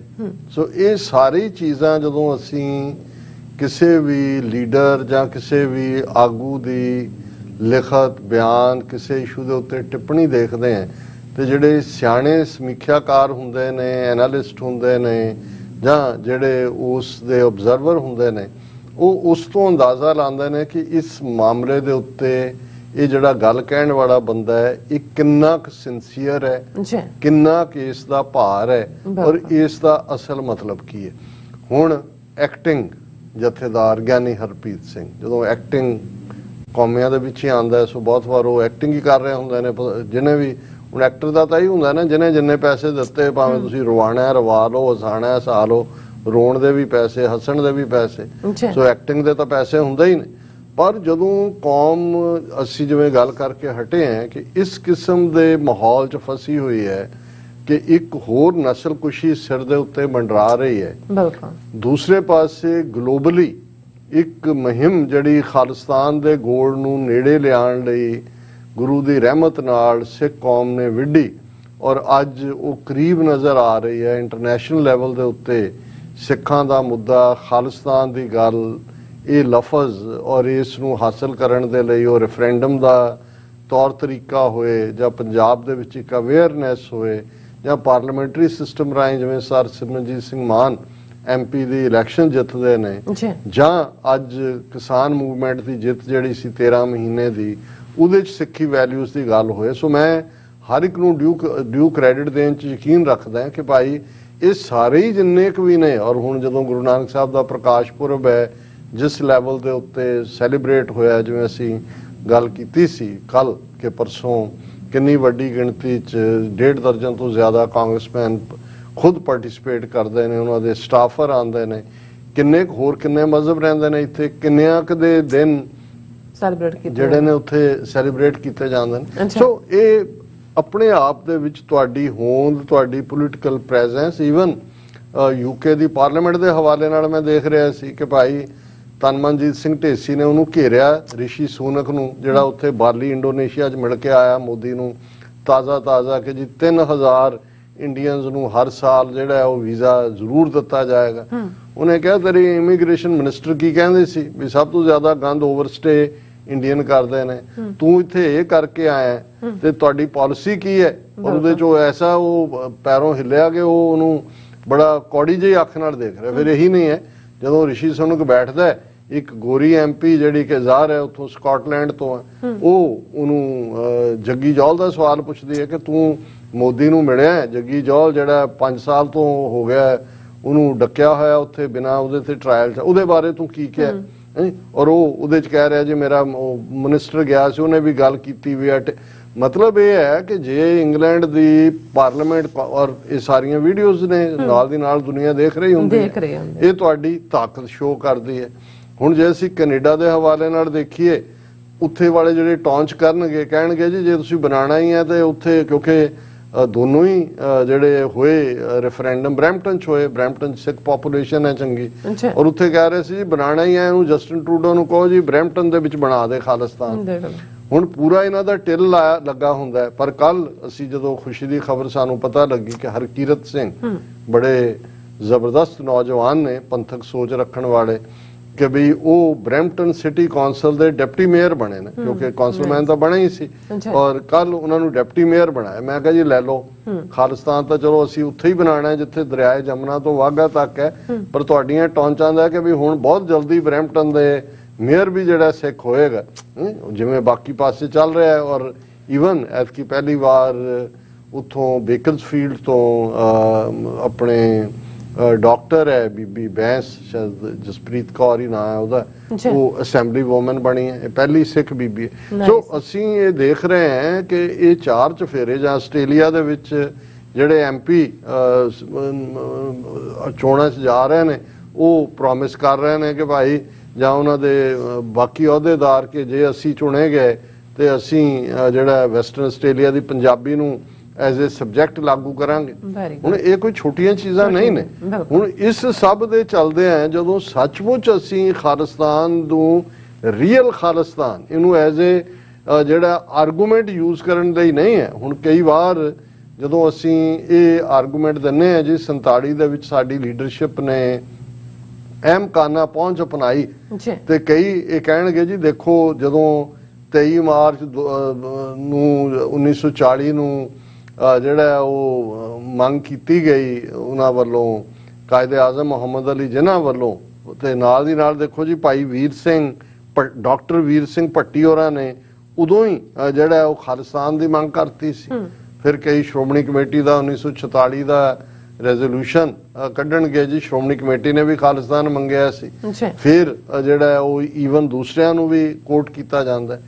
ਪਰ ਇਹ ਖਾਲਿਸਤਾਨ ਮੰਗਣਾ ਇਵੇਂ ਹੀ ਸੀ ਜਿਵੇਂ ਇਹ ਗਿਆਨੀ ਹਰਪ੍ਰੀਤ ਸਿੰਘ ਆਪਣੇ ਬਿਆਨ 'ਚ ਕਹਿ ਰਿਹਾ ਕਿ ਉਹਨੇ ਕਿਹਾ ਕਿ ਜੀ ਭਾਰਤ ਵਿੱਚ ਜੇ ਭਾਰਤ ਵਿੱਚ ਹਿੰਦੂ ਰਾਸ਼ਟਰ ਦੀ ਗੱਲ ਕਰਨੀ ਗਲਤ ਨਹੀਂ ਹੈ ਤਾਂ ਸਿੱਖ ਰਾਸ਼ਟਰ ਦੀ ਗੱਲ ਕਰਨੀ ਗਲਤ ਕਿਵੇਂ ਹੋ ਸਕਦੀ ਹੈ। ਹੁਣ ਆਮ ਬੰਦੇ ਨੂੰ, ਜਿਵੇਂ ਮੈਂ ਕਿਹਾ, ਜਿਹਨੂੰ ਲੈਂਗੁਏਜ ਦੀਆਂ ਪੇਚੀਦਗੀਆਂ ਦਾ ਜਾਂ ਉਹਦੀ ਡੈਪਥ ਦਾ ਅਹਿਸਾਸ ਨਹੀਂ ਹੈ, ਲੱਗੇ ਜੀ ਬੜੀ ਵਧੀਆ ਗੱਲ ਕੀਤੀ। ਉਹਨੇ ਕਿਹਾ ਜੀ ਬਿਲਕੁਲ ਅਸੀਂ ਗੱਲ ਹੁਣ ਕਹਿ ਕੀ ਰਿਹਾ ਕਿ ਜੇ ਭਾਰਤ ਵਿੱਚ ਹਿੰਦੂ ਰਾਸ਼ਟਰ ਦੀ ਗੱਲ ਕਰਨੀ ਗਲਤ ਨਹੀਂ ਹੈ, ਹੁਣ ਇਹਨੂੰ ਜੇ ਕੋਈ ਪੁੱਛੇ ਕਿ ਜੇ ਭਾਰਤ ਦੇ ਵਿੱਚ RSS ਹਿੰਦੂ ਰਾਸ਼ਟਰ ਦੀ ਗੱਲ ਕਰਨੀ ਬੰਦ ਕਰ ਦੇ, ਕੀ ਸਿੱਖਾਂ ਦੀ ਖਾਲਿਸਤਾਨ ਦੀ ਮੰਗ ਖਤਮ ਹੋ ਜਾਂਦੀ ਹੈ? ਤੇ ਸਾਡੀ ਖਾਲਿਸਤਾਨ ਦੀ ਦਾ ਨਿਸ਼ਾਨਾ ਨਹੀਂ ਹੈ। ਹੁਣ ਇਹੀ ਆਰਗੂਮੈਂਟ ਜਿਹੜੇ 40s ਦੇ ਵਿੱਚ ਕਾਂਗਰਸ ਰਾਹੀਂ ਸਿੱਖ ਲੀਡਰ ਦੇ ਰਹੇ ਸੀ, ਵਿਰੋਧਤਾ ਕਰ ਰਹੇ ਸੀ, ਉਹ ਪਾਕਿਸਤਾਨ ਦੀ ਮੰਗ ਦਾ। ਪਰ ਇਹ ਕਹਿ ਰਹੇ ਸੀ ਜੀ ਕਿ ਜੇ ਪਾਕਿਸਤਾਨ ਬਣਾਣਾ ਜਾਂ ਬਣਨਾ ਫਿਰ ਖਾਲਿਸਤਾਨ ਜ਼ਰੂਰ ਬਣੇ। ਔਰ ਇਸ ਨੂੰ ਐਜ਼ ਏ ਆਰਗੂਮੈਂਟ ਸਿਰਫ ਤੇ ਸਿਰਫ ਪਾਕਿਸਤਾਨ ਦੀ ਮੰਗ ਨੂੰ ਕਮਜ਼ੋਰ ਕਰਨ ਲਈ ਕੀਤਾ ਜਾ ਰਿਹਾ ਸੀ। ਨਾ ਅਕਾਲੀ ਲੀਡਰ ਸਿੰਸੀਅਰ ਸੀ ਖਾਲਿਸਤਾਨ ਬਣਾਉਣ ਲਈ, ਕਾਂਗਰਸ ਦਾ ਹੈ ਹੀ ਨਹੀਂ ਸੀ। ਉਹ ਤਾਂ ਸਿੱਖਾਂ ਨੂੰ ਵਰਤ ਰਹੇ ਸੀ ਕਿ ਭਾਈ ਮੁਸਲਮਾਨਾਂ ਦੇ ਮੱਥੇ 'ਚ ਮਾਰੋ ਪਾਕਿਸਤਾਨ ਦਾ ਵਿਰੋਧ ਕਰਾਉਣ ਦੇ ਲਈ। ਐਂਡ ਅਲਟੀਮੇਟਲੀ ਹੋਇਆ ਇਹੀ, ਪਾਕਿਸਤਾਨ ਤਾਂ ਬਣਨਾ ਸੀ, ਉਹ ਬਣ ਗਿਆ ਕਿਉਂਕਿ ਕਾਇਦੇ ਆਜ਼ਮ ਬਿਲਕੁਲ ਕਲੀਅਰ ਸੀ ਕਿ ਵੀ ਇਹ ਕਿੱਧਰ ਨੂੰ ਸੋਚ ਰਹੇ ਨੇ ਕਾਂਗਰਸੀ। ਔਰ ਉਹਨਾਂ ਨੇ ਤਾਂ ਜਿਵੇਂ ਹੀ drew victory out of the jaws of defeat, ਕੌਮ ਉਹਨਾਂ ਦੇ ਵੀ ਤਿਆਰ ਨਹੀਂ ਸੀ। ਉਹ ਤਾਂ ਹਾਲਾਤ ਉਸ ਕਿਸਮ ਦੇ ਬਣਦੇ ਚਲੇ ਗਏ, ਪਰ ਉਹਨਾਂ ਦਾ ਵਿਜ਼ਨ ਬੜਾ ਕਲੀਅਰ ਸੀ ਕਿ ਵੀ ਅਸੀਂ ਆਪਣੇ ਨਿਸ਼ਾਨੇ ਤੇ ਪਹੁੰਚਣਾ। ਔਰ ਇੱਥੋਂ ਤੱਕ ਆ ਕੇ ਵੀ ਜਿਵੇਂ ਅੱਜ ਸਿੱਖਾਂ ਦਾ ਇੱਕ ਤਬਕਾ ਜੀ ਇਕਨੋਮੀ ਕੀ ਹੋਏਗੀ ਜੀ, ਬਾਰਡਰ ਕਿੱਥੋਂ ਲੱਗਣਗੇ ਜੀ, ਇਹ ਉਹਨੂੰ ਅੰਮ੍ਰਿਤਪਾਲ ਸਿੰਘ ਨੂੰ ਵੀ ਇਦਾਂ ਦੇ ਹੀ ਸਵਾਲ ਉਹੀ ਜਿਹੜੇ ਅਸੀਂ 35 ਸਾਲ 40 ਸਾਲ ਹੋ ਗਏ ਨੇ ਸਾਨੂੰ ਜਵਾਬ ਦਿੰਦੇ ਆ। ਤੇ ਜੇ ਉਹਨਾਂ ਦਾ ਇੱਥੋਂ ਤੱਕ ਕਹਿਣਾ ਸੀ ਕਿ ਭਾਈ ਭਾਵੇਂ ਉਹ ਇੱਕ ਰੁਮਾਲ ਜਿੰਨਾ ਹੋਏ ਏਰੀਆ ਉਹਦਾ, ਸਾਨੂੰ 24 ਘੰਟੇ ਜਿੱਕ ਵੇਲੇ ਖਾਣ ਨੂੰ ਮਿਲੇ, ਪਰ ਪਾਕਿਸਤਾਨ ਤੋਂ ਬਿਨਾਂ ਸਾਡੀ ਹੋਰ ਕੋਈ ਮੰਗ ਨਹੀਂ।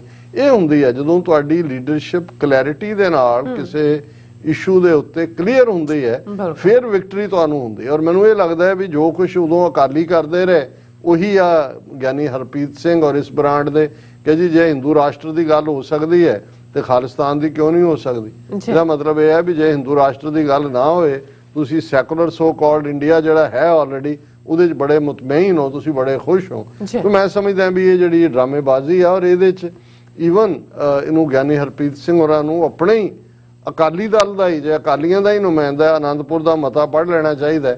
ਹੁਣ ਆਨੰਦਪੁਰ ਦੇ ਮਤੇ 'ਚ ਕੀ ਲਿਖਿਆ ਹੋਇਆ ਸੀ? ਸ਼੍ਰੋਮਣੀ ਅਕਾਲੀ ਦਲ ਦਾ ਰਾਜਸੀ ਨਿਸ਼ਾਨਾ ਨਿਸ਼ਚਿਤ ਤੌਰ ਤੇ ਸਾਹਿਬ ਦਸਮ ਪਾਤਸ਼ਾਹ ਦੇ ਆਦੇਸ਼ਾਂ, ਸਿੱਖ ਇਤਿਹਾਸ ਦੇ ਪੰਨਿਆਂ ਤੇ ਖਾਲਸਾ ਪੰਥ ਦੇ ਮਨ ਮੰਦਰ ਵਿੱਚ ਉਕਰਿਆ ਚੱਲਿਆ ਆ ਰਿਹਾ ਹੈ, ਜਿਸ ਦਾ ਮਨੋਰਥ ਖਾਲਸਾ ਜੀ ਦੇ ਬੋਲ ਬਾਲੇ ਹੈ। ਇਸ ਮਤੇ 'ਚ ਅੱਗੇ ਲਿਖਿਆ ਖਾਲਸਾ ਜੀ ਦੇ ਇਸ ਜਨਮ ਸਿੱਧ ਅਧਿਕਾਰ ਨੂੰ, ਬੋਰਨ ਰਾਈਟ, ਖਾਲਸਾ ਜੀ ਦੇ ਕਿਹੜਾ ਬੋਰਨ ਰਾਈਟ? ਜਿਹੜਾ ਖਾਲਸਾ ਜੀ ਦੇ ਬੋਲ ਬਾਲੇ ਆ। ਖਾਲਸਾ ਜੀ ਦੇ ਬੋਲ ਬਾਲੇ ਕਿੱਥੋਂ ਆਇਆ? ਇਹ ਦਸਮ ਪਾਤਸ਼ਾਹ ਦਾ ਹੁਕਮ, ਰਾਜ ਕਰੇਗਾ ਖਾਲਸਾ।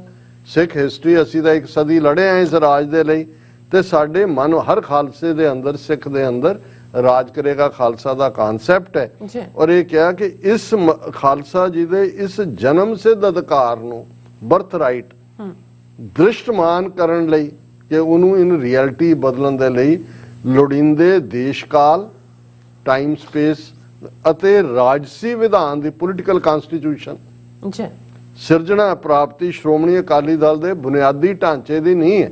ਕਿ ਅਕਾਲੀ ਦਲ ਦੀ ਜਿਹੜੀ ਫਾਊਂਡੇਸ਼ਨ ਹੈ ਉਹ ਯੋਗ, ਦੇਸ਼ ਕਾਲ ਔਰ ਪੋਲੀਟੀਕਲ ਵਿਧਾਨ, ਇਹ ਆਨੰਦਪੁਰ ਦਾ ਮਤ ਹੈ।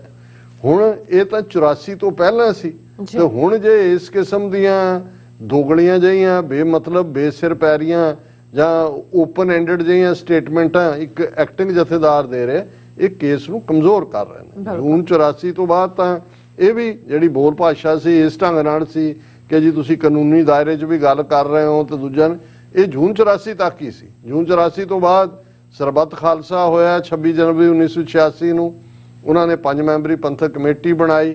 29 ਅਪ੍ਰੈਲ 1986 ਨੂੰ ਖਾਲਿਸਤਾਨ ਦਾ ਐਲਾਨਨਾਮਾ, ਜਿਹਦੇ ਇਹ ਬੜੇ ਲਫ਼ਜ਼ ਸਪਸ਼ਟ ਸੀ ਕਿ ਅੱਜ ਤੋਂ ਖਾਲਸੇ ਦਾ ਆਪਣਾ ਘਰ ਖਾਲਿਸਤਾਨ ਹੋਵੇਗਾ, ਜਿੱਥੇ ਖਾਲਸੇ ਦੀਆਂ ਚੌਂਕੀਆਂ ਝੰਡੇ ਬੁੰਗੇ ਜੁਗੋ ਜੁਗ ਅਟਲ ਹੋਣਗੇ ਤੇ 10 ਨੌਹਾਂ ਦੀ ਕਿਰਤ ਕਮਾਈ ਕਰਨ ਵਾਲਿਆਂ ਦਾ ਰਾਜ ਭਾਗ ਤੇ ਪੂਰਾ ਕੰਟਰੋਲ ਹੋਏਗਾ। ਸੋ ਇਹ ਜਾ ਕੇ ਗੰਗਾ, ਉਹ ਜਮਨਾ ਔਰ ਗੰਗਾ ਦੇ ਵਿਚਾਲੇ ਹਿੰਦੂ ਰਾਸ਼ਟਰ ਬਣਾਉਣ ਕੇ, ਬ੍ਰਾਹਮਣ ਰਾਸ਼ਟਰ ਬਣਾਉਣ ਕੇ, ਮੋਦੀ ਰਾਸ਼ਟਰ ਬਣਾਉਣ, ਜੋ ਮਰਜ਼ੀ, ਅਸੀਂ ਖਾਲਿਸਤਾਨ ਬਣਾਉਣਾ ਹੀ ਬਣਾਉਣਾ ਦਰਿਆਏ ਜਮਨਾ ਤੋਂ ਵਾਘਾ ਤੱਕ।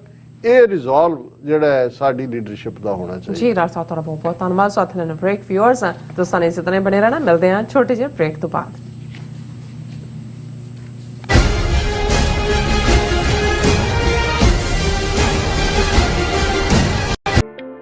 ਸਿਗਨੇਚਰ ਟਰੱਕ ਸਰਵਿਸ ਰਾਊਟ 81 ਉੱਤੇ ਐਗਜ਼ਿਟ 235 ਤੇ ਟਰੱਕਰ ਵੀਰਾਂ ਲਈ 24 ਘੰਟੇ ਰੋਡ ਸਰਵਿਸ ਦੀ ਸੁਵਿਧਾ ਮੌਜੂਦ। Heavy duty repair, oil change, ਪੁਰਾਣੇ ਅਤੇ ਨਵੇਂ tyre, computer diagnostic, DPF cleaning, brake service ਜਾਂ ਰਸਤੇ ਵਿੱਚ ਆਈ ਹਰ ਤਰ੍ਹਾਂ ਦੀ ਰਿਪੇਅਰ ਪ੍ਰੋਫੈਸ਼ਨਲ ਟੀਮ ਵੱਲੋਂ ਕੀਤੀ ਜਾਂਦੀ ਹੈ। ਬ੍ਰੇਕਫਾਸਟ, ਲੰਚ ਅਤੇ ਡਿਨਰ ਲਈ ਪੰਜਾਬੀ ਢਾਬੇ ਦਾ ਆਨੰਦ ਵੀ ਮਾਣੋ। ਡਰਾਈਵਰ ਅਤੇ ਟਰੱਕ ਆਪਰੇਟਰ ਵੀਰ ਡਿਸਪੈਚ ਦੀ ਸਰਵਿਸ ਲਈ ਸਾਡੇ ਨਾਲ ਸੰਪਰਕ ਕਰਨ। Signature truck service 58 triangle drive, Weyers Cave, Virginia 24। ਕੀ ਤੁਸੀਂ ਆਪਣੇ ਟੈਕਸਸ ਨੂੰ ਲੈ ਕੇ ਚਿੰਤਤ ਹੋ? ਤੁਸੀਂ ਆਪਣੀ ਕਮਾਈ ਲਈ ਮਿਹਨਤ ਕਰਦੇ ਹੋ, ਭਾਵੇਂ ਤੁਸੀਂ ਨੌਕਰੀ ਵਿੱਚ ਹੋਵੋ ਜਾਂ ਆਪਣਾ ਬਿਜ਼ਨਸ ਚਲਾਉਂਦੇ ਹੋ। ਜਦੋਂ ਟੈਕਸ ਭਰਨ ਦਾ ਸਮਾਂ ਆਉਂਦਾ ਹੈ ਤਾਂ ਤੁਹਾਨੂੰ ਇੱਕ ਭਰੋਸੇਯੋਗ ਟੈਕਸ ਅਕਾਊਂਟੈਂਟ ਦੀ ਲੋੜ ਹੈ, ਜੋ ਟੈਕਸ ਬੈਲੈਂਸ ਦਾ ਤੁਹਾਡੇ ਪੱਖ ਵਿੱਚ ਜਾਣਾ ਯਕੀਨੀ ਬਣਾਵੇ। ਸਿਆਟਲ ਦੀ ਜਾਣੀ ਪਹਿਚਾਣੀ company accurate accountants and taxes ਤੁਹਾਡੀ ਸੇਵਾ ਵਿੱਚ ਹਾਜ਼ਰ ਹੈ। ਅਸੀਂ ਹਰ ਤਰ੍ਹਾਂ ਦੇ ਟੈਕਸ ਭਰਨ ਵਿੱਚ ਤੁਹਾਡੀ ਮਦਦ ਕਰਾਂਗੇ। ਟੈਕਸ ਸੰਬੰਧੀ ਕਿਸੇ ਵੀ ਤਰ੍ਹਾਂ ਦੇ ਸਵਾਲ ਲਈ ਅੱਜ ਹੀ ਸਾਡੇ ਤੱਕ ਪਹੁੰਚ ਕਰੋ। Accurate accountants and Texas. ਇੱਕ ਓੰਕਾਰ, ਇੱਕ ਸ਼ਬਦ ਵੱਖਰਾ ਕਹਿਣਾ, ਇੱਕ ਓੰਕਾਰ, ਇਸ ਤਰ੍ਹਾਂ ਬੋਲਣਾ। ਸਾਡਾ ਇਹ ਨਿੱਕਾ ਜਿਹਾ ਉਪਰਾਲਾ ਹੈ ਕਿ ਅਸੀਂ ਸਾਰੇ ਖੁਦ ਧੰਨ ਸ਼੍ਰੀ ਗੁਰੂ ਗ੍ਰੰਥ ਸਾਹਿਬ ਜੀ ਦੀ ਬਾਣੀ ਦਾ ਸ਼ੁੱਧ ਉਚਾਰਨ ਕਰ ਸਕੀਏ। ਸਤਿਨਾਮ ਕਰਤਾ ਪੁਰਖ। ਪਰਿਵਾਰ ਵਿੱਚ ਬੈਠ ਕੇ ਇਸ ਪ੍ਰੋਗਰਾਮ ਨੂੰ ਦੇਖੀਏ ਤੇ ਆਪਣੇ ਪਰਿਵਾਰਾਂ ਨੂੰ ਗੁਰਬਾਣੀ ਨਾਲ ਜੋੜੀਏ। TV 84 ਤੇ ਹਰ ਰੋਜ਼ ਸ਼ਾਮ 6 ਵਜੇ ਤੋਂ 6:30 ਵਜੇ ਤੱਕ ਗੁਰਬਾਣੀ ਸੰਥਿਆ ਦਾ ਪ੍ਰਸਾਰਣ ਕੀਤਾ ਜਾਵੇਗਾ। ਕੀ ਤੁਹਾਨੂੰ 30, 40 ਜਾਂ 50 ਦਿਨ ਵੇਟ ਕਰਨੀ ਪੈ ਰਹੀ ਹੈ ਤੁਹਾਡੇ ਚੈੱਕ ਲਈ? ਫਿਰ ਬ੍ਰੋਕਰਾਂ ਪਿੱਛੇ ਭੱਜਦੇ ਫਿਰਦੇ ਹੋ ਪੈਸੇ ਲਈ। ਬਹੁਤ ਜ਼ਿਆਦਾ ਟਾਈਮ ਵੇਸਟ ਹੋ ਜਾਂਦਾ ਇੱਦਾਂ ਤਾਂ। ਜੇ ਤੁਸੀਂ ਅੱਜ ਹੀ ਪੈਸੇ ਲੈਣੇ ਤਾਂ ਬਾਬਟੇਲ ਨੂੰ ਕਾਲ ਕਰੋ। ਬਾਬਟੇਲ ਤੁਹਾਡੀਆਂ ਇਨਵੋਇਸਿਸ ਸੇਮ ਡੇ ਫੰਡ ਕਰ ਸਕਦੇ ਹਾਂ for a small fee, no contract, no reserve and no hidden fees। ਅੱਜ ਹੀ ਕਾਲ ਕਰੋ ਬਾਬਟੇਲ ਨੂੰ ਤੇ ਤੁਹਾਡਾ ਪਹਿਲਾ ਮਹੀਨਾ ਫ੍ਰੀ। 410 204 2084। ਅਗੇਨ 410 204 2084।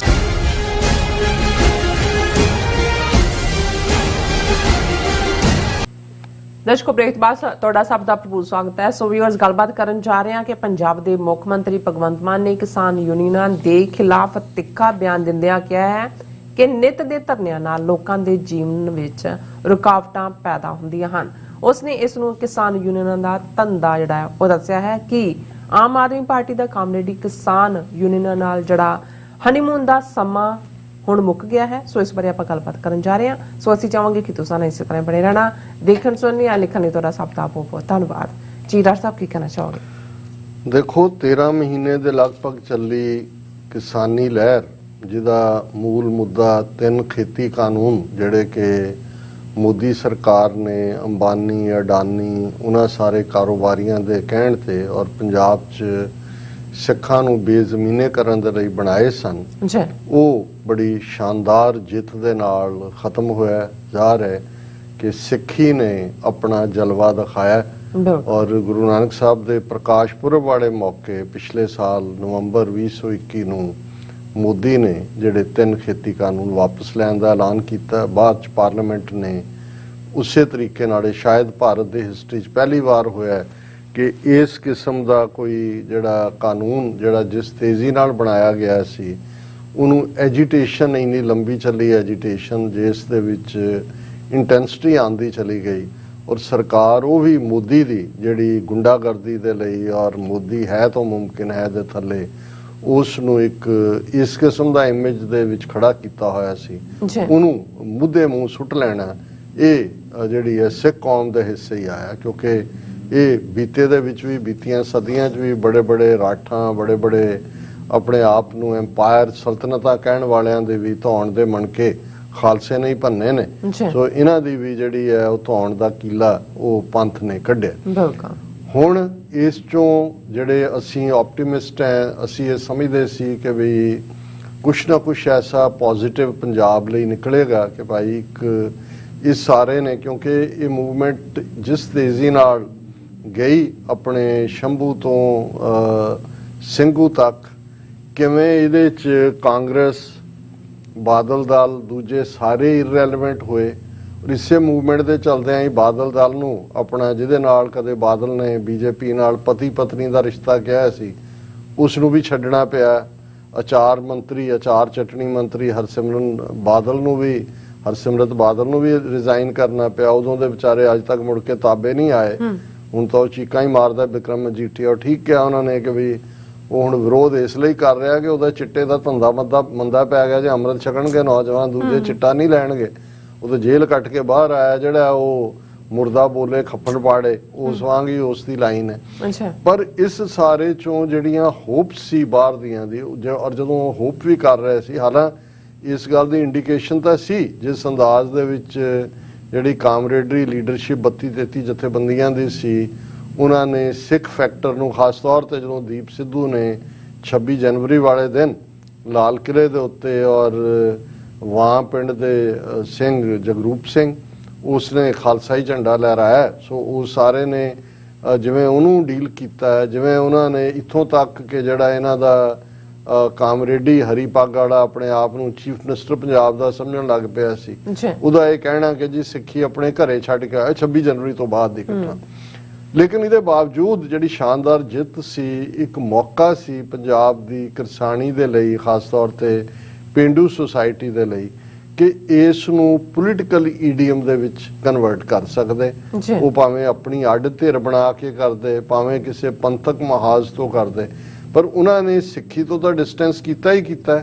ਉਹ ਕਾਮਰੇਡੀ ਜਿਹੜੀ ਲੀਡਰਸ਼ਿਪ ਹੈ, ਉਹ ਉਸ ਜਿਹੜਾ ਇੱਕ ਬੰਦਾ ਜਿਹਦੇ ਅੰਦਰ ਆਪਣੀ ਚੀਫ ਮਿਨਿਸਟਰੀ ਦੀ ਖਾਹਿਸ਼ ਔਰ ਬਾਕੀ ਕਾਮਰੇਡੀ ਲਾਣਾ, ਉਹਨਾਂ ਨੇ ਅਰਵਿੰਦ ਕੇਜਰੀਵਾਲ ਦੇ ਨਾਲ ਸੌਦੇਬਾਜ਼ੀ ਸ਼ੁਰੂ ਕੀਤੀ ਕਿ ਜੀ ਮੈਨੂੰ ਰਾਜੇਵਾਲ, ਕਿ ਜੀ ਮੈਨੂੰ ਚੀਫ ਮਿਨਿਸਟਰ ਬਣਾ ਦਿਓ, ਬਾਕੀ ਸਭ ਠੀਕ ਹੋ ਜਾਏਗਾ।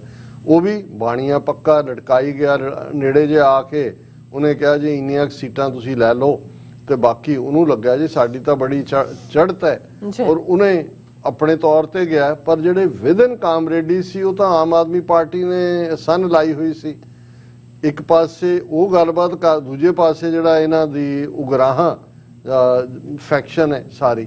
ਸੋ ਮੁੱਕਦੀ ਗੱਲ ਕਿ ਉਹਨਾਂ ਦੀਆਂ ਜ਼ਮਾਨਤਾਂ ਜ਼ਬਤ ਹੋਈਆਂ ਜਿੰਨੇ ਵੀ ਉਹਨਾਂ ਨੇ ਆਪਣੇ ਕੈਂਡੀਡੇਟ ਖੜੇ ਕੀਤੇ ਸੀ, ਔਰ ਜਿਹੜੀ ਕਿਸਾਨਾਂ ਦੀ ਵੋਟ ਹੈ, ਅਦਰਵਾਈਜ਼ 92 ਸੀਟਾਂ 117 ਚੋਂ ਤਾਂ ਮਿਲਣੀਆਂ ਹੀ ਨਹੀਂ, ਅਸੰਭਵ ਸੀ।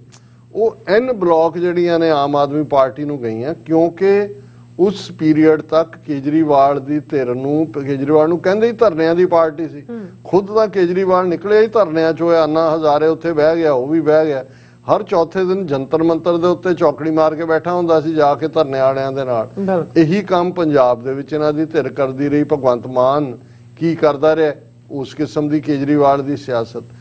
ਪਰ ਹੁਣ ਜਦੋਂ ਕਿ ਪਾਵਰ ਇੱਥੇ ਭਗਵੰਤ ਮਾਨ ਜਿਹੜਾ ਐਂਟਰੈਂਚ ਹੋ ਗਿਆ, ਗੁਜਰਾਤ ਦੇ ਵਿੱਚ ਕੇਜਰੀਵਾਲ ਆਪਣੇ ਰੋਡ ਸ਼ੋਅ ਦੂਜੇ ਕਰ ਰਿਹਾ, ਔਰ ਇਹ ਠੀਕ ਹੈ ਕਿ ਭਾਈ ਭਾਵੇਂ ਹਕੂਮਤ ਆ ਉੱਥੇ ਉਹ ਨਹੀਂ ਬਣਾ ਸਕਣਗੇ, ਲੇਕਿਨ ਜਿਹੜੀ ਕਾਂਗਰਸ ਵੋਟ ਗੁਜਰਾਤ ਦੀ ਉਹ ਜ਼ਰੂਰ ਕਾਫੀ ਉਹਦੇ ਚੋਂ ਟ੍ਰਾਂਸਫਰ ਹੋਏਗੀ, ਕੇਜਰੀਵਾਲ ਦੀ ਪਾਰਟੀ ਨੂੰ ਆਪਣਾ ਖਾਤਾ ਖੋਲੇਗਾ। ਔਰ ਇਹ ਵੀ ਸੂਟ ਕਰਦਾ ਹੈ ਕਿਉਂਕਿ RSS ਦੀ ਵੱਡੀ ਗੇਮ ਦੇ ਥੱਲੇ ABC ਸਾਰੀਆਂ ਹੀ ਲੈਡਰ ਦੇ ਉੱਤੇ ਉਹਨਾਂ ਦੇ ਆਪਣੇ ਬੰਦੇ ਚਾਹੀਦੇ ਨੇ। ਪਰ ਅੱਜ ਜਿਹੜਾ ਬਿਆਨ ਔਰ ਕਿਉਂਕਿ ਜਿਹੜੇ ਬਾਕੀ ਵਾਅਦੇ ਸੀ ਉਹ ਵੀ ਪੂਰੇ ਨਹੀਂ ਕੀਤੇ ਕਿਸਾਨਾਂ ਦੇ, ਜਿਵੇਂ ਪੰਜਾਬ ਸਰਕਾਰ ਜਾਂ ਉਸ ਵੇਲੇ ਅਮਰਿੰਦਰ ਨੇ ਵੀ ਆਪਣਾ ਕਾਰਡ ਪਲੇ ਕਰਨ ਦੀ ਕੋਸ਼ਿਸ਼ ਕੀਤੀ।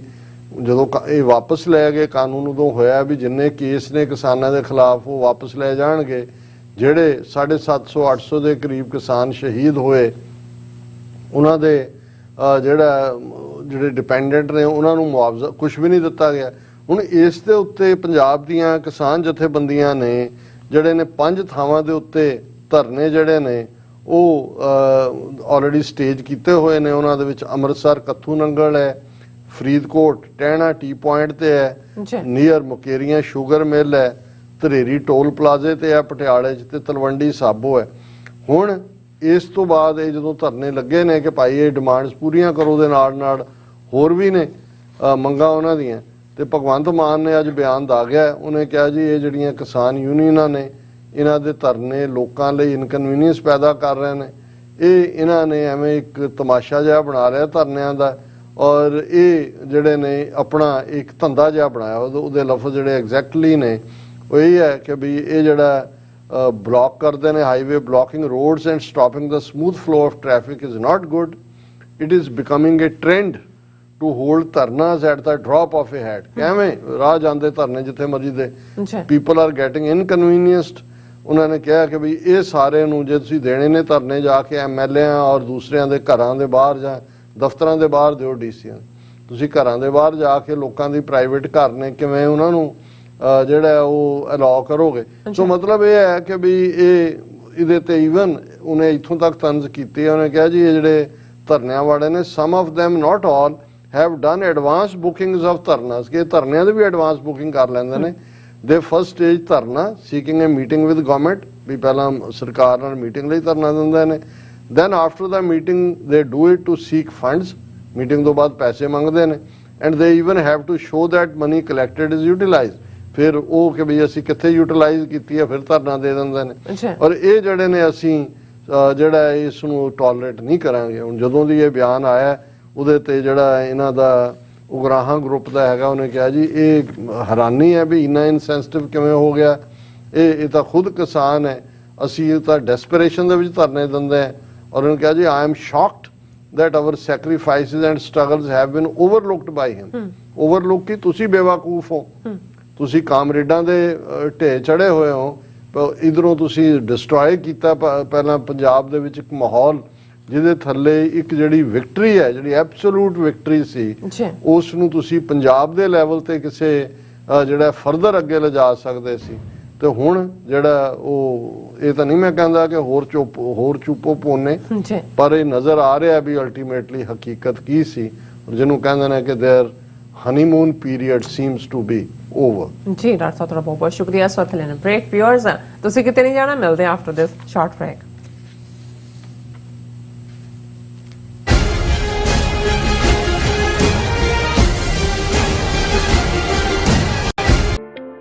ਸਿਗਨੇਚਰ ਟਰੱਕ ਸਰਵਿਸ ਰਾਊਟ 81 ਉੱਤੇ ਐਗਜ਼ਿਟ 235 ਤੇ ਟਰੱਕਰ ਵੀਰਾਂ ਲਈ 24 ਘੰਟੇ ਰੋਡ ਸਰਵਿਸ ਦੀ ਸੁਵਿਧਾ ਮੌਜੂਦ।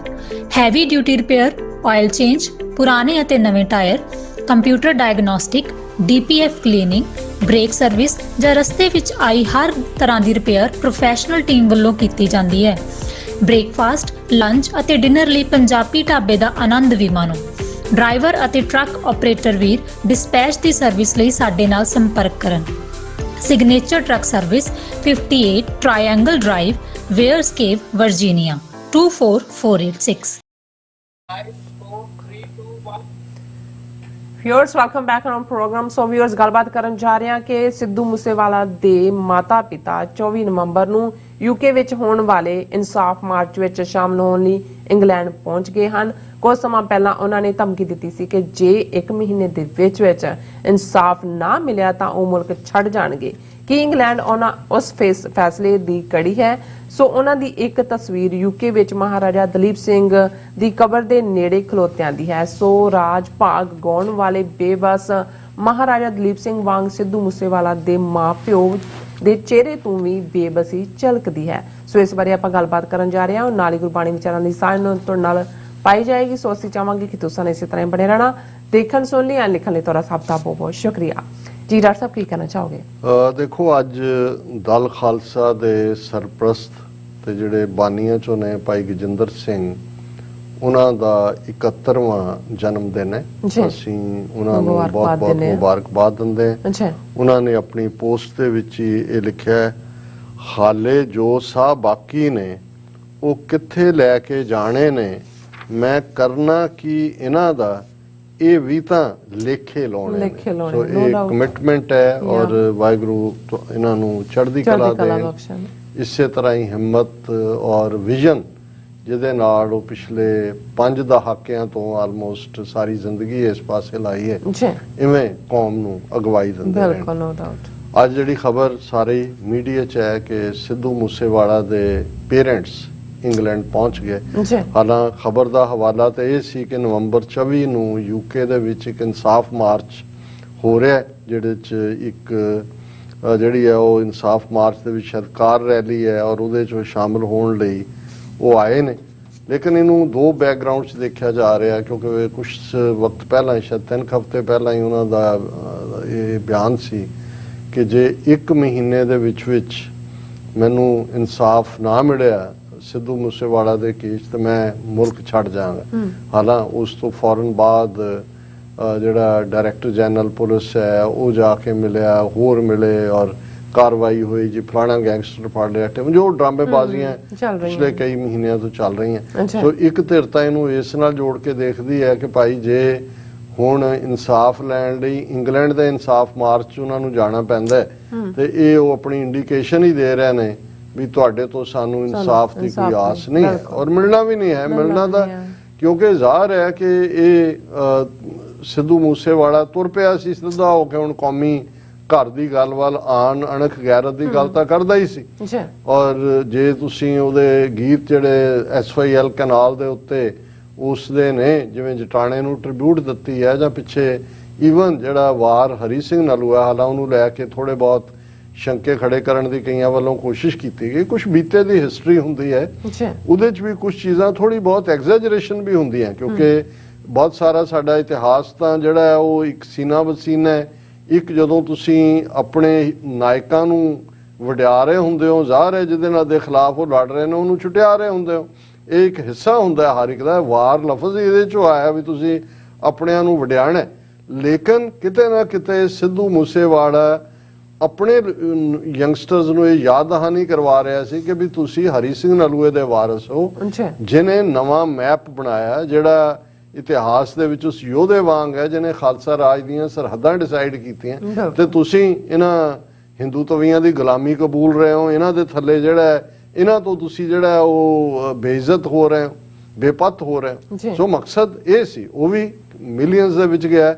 SYL ਵਾਲਾ ਤਾਂ ਉਹਨਾਂ ਨੂੰ ਬਲੌਕ ਕਰਨਾ ਪਿਆ ਕਿ ਵੀ ਉਹ ਜਿੰਨੀ, ਤੇ ਉਹਨਾਂ ਨੇ ਕਿਹਾ ਜੀ ਇਹ ਤਾਂ ਜਟਾਣੇ ਦੇ ਵਾਰਿਸ ਖੜੇ ਕਰ ਦਿੱਤੇ ਨੇ। ਹੁਣ ਇਹਨਾਂ ਹਾਲਾਤਾਂ 'ਚ ਔਰ ਜਿਵੇਂ ਮੈਂ ਦੇਖਦਾ ਵੀ ਪਹਿਲੀ ਆਈਡੀਓਲੋਜੀ ਤਾਂ ਪਤਾ ਨਹੀਂ ਕੀ ਸੀ, ਹਾਲਾਂ ਮੈਨੂੰ ਇਹ ਤਾਂ ਹੈ ਕਿ ਸਿੱਧੂ ਮੂਸੇਵਾਲਾ ਦੀ ਮਦਰ ਜਿਹੜੇ ਪਿੰਡ ਦੇ ਸਰਪੰਚ ਰਹੇ ਨੇ ਉਹ ਕਾਂਗਰਸ ਦੀ ਟਿਕਟ ਦੇ ਉੱਤੇ ਹੀ ਸੀ, ਔਰ ਈਵਨ ਸਿੱਧੂ ਮੂਸੇਵਾਲਾ ਨੇ ਵੀ ਜਿਹੜੀ ਇਲੈਕਸ਼ਨ ਲੜੀ ਲਾਸਟ MLA ਦੀ ਮਾਨਸੇ ਤੋਂ, ਭਾਵੇਂ ਉਹ ਹਾਰਿਆ, ਕਾਂਗਰਸ ਦੀ ਟਿਕਟ ਤੇ ਲੜੀ, ਪਰ ਅਲਟੀਮੇਟਲੀ ਜਿਹੜੀ ਸਿੱਖੀ ਹੈ, ਸਿੱਖੀ ਸਪਿਰਿਟ ਹੈ, ਔਰ ਜਿਸ ਅੰਦਾਜ਼ ਦੇ ਵਿੱਚ ਸਿੱਧੂ ਮੂਸੇਵਾਲਾ ਨੂੰ ਫੇਰ ਸੈਲੀਬ੍ਰੇਟ ਕੀਤਾ ਸਿੱਖ ਕੌਮ ਨੇ ਉਸ ਦੇ ਕੰਮਕਾਰ ਨੂੰ ਜਾਂ ਦੂਜੇ ਨੂੰ, ਤੇ ਜੇ ਕੋਈ ਵਿੱਚ ਕਾਂਗਰਸੀ ਜਾਲਾ ਹੈ ਵੀ ਸੀ ਉਹ ਨਿਕਲ ਗਿਆ।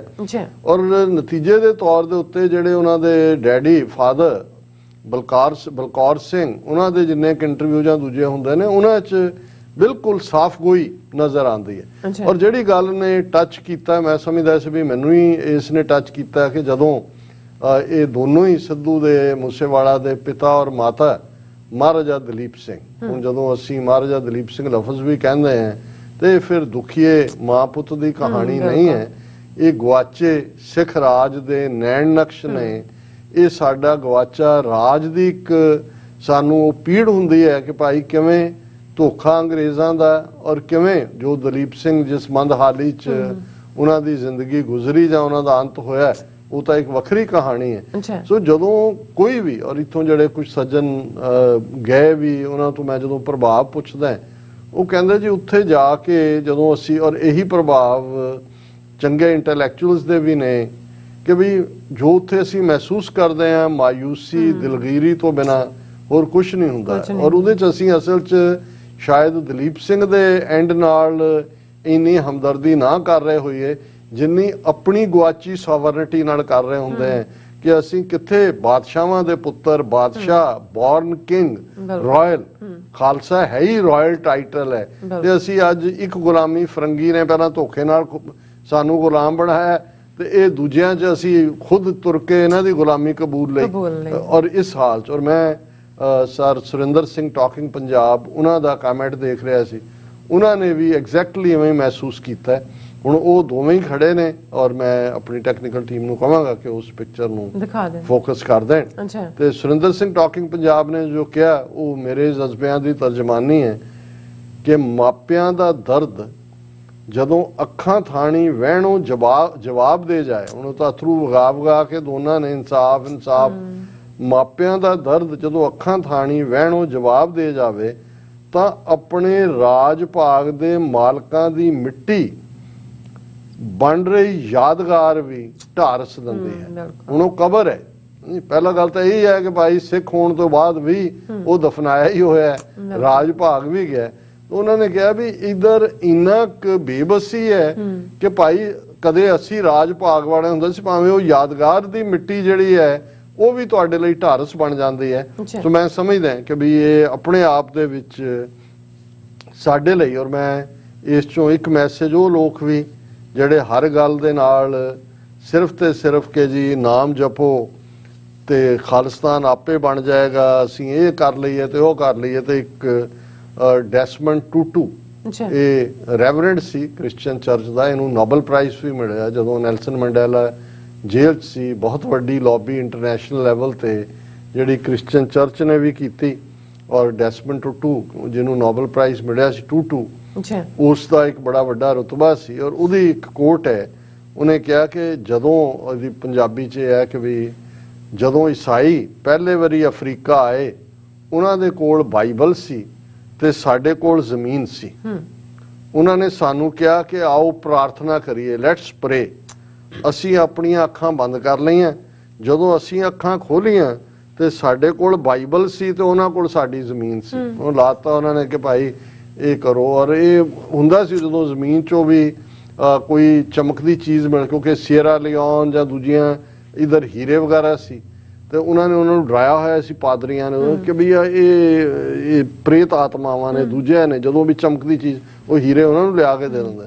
ਉਹਨੇ ਕਿਹਾ ਵੀ ਸਾਨੂੰ ਉਹਨਾਂ ਨੇ ਬਾਈਬਲ ਫੜਾਤੀ, ਪ੍ਰੇਅਰ ਤੇ ਲਾਤਾ, ਜ਼ਮੀਨਾਂ ਸਾਡੀਆਂ ਖੋਹ ਲਈਆਂ, ਆਪ ਮਾਲਕ ਬਣ ਗਏ। ਔਰ ਇਹੀ ਗੱਲ ਜਦੋਂ ਦਲੀਪ ਸਿੰਘ ਨੇ ਈਸਾਈ ਬਣਾਇਆ ਤੇ ਕੁਈਨ ਨੇ ਬਾਈਬਲ ਭੇਟ ਕੀਤੀ, ਉਹਦੇ ਲੋਗਨ, ਲੇਡੀ ਲੋਗਨ ਉਹਦੇ ਜਿਹੜੇ ਰੱਖਿਅਕ ਬਣੇ, ਗਾਰਡੀਅਨ ਬਣੇ ਹੋਏ ਸੀ, ਤੇ ਉਹਦੇ ਤੇ ਲਿਖਿਆ ਹੋਇਆ ਸੀ ਕਿ ਦ ਕਿੰਗਡਮ ਆਫ ਹੈਵਨਸ ਬੀ ਯੋਰਸ, ਕਿ ਜਿਹੜਾ ਹੈਵਨ ਹੈ ਉਹ ਤੁਹਾਡਾ ਹੋਏ। ਤੇ ਜਦੋਂ ਵਾਪਸ ਆਪਣੀਆਂ ਜੜ੍ਹਾਂ ਵੱਲ ਆਪਣੀ ਮਾਂ ਨੂੰ ਮਿਲਿਆ, ਆਪਣੀ ਸਿੱਖੀ ਦਾ ਅਹਿਸਾਸ ਹੋਇਆ, ਉਹਨੇ ਉਹ ਬਾਈਬਲ ਵਾਪਸ ਕੀਤੀ ਰਾਣੀ ਨੂੰ।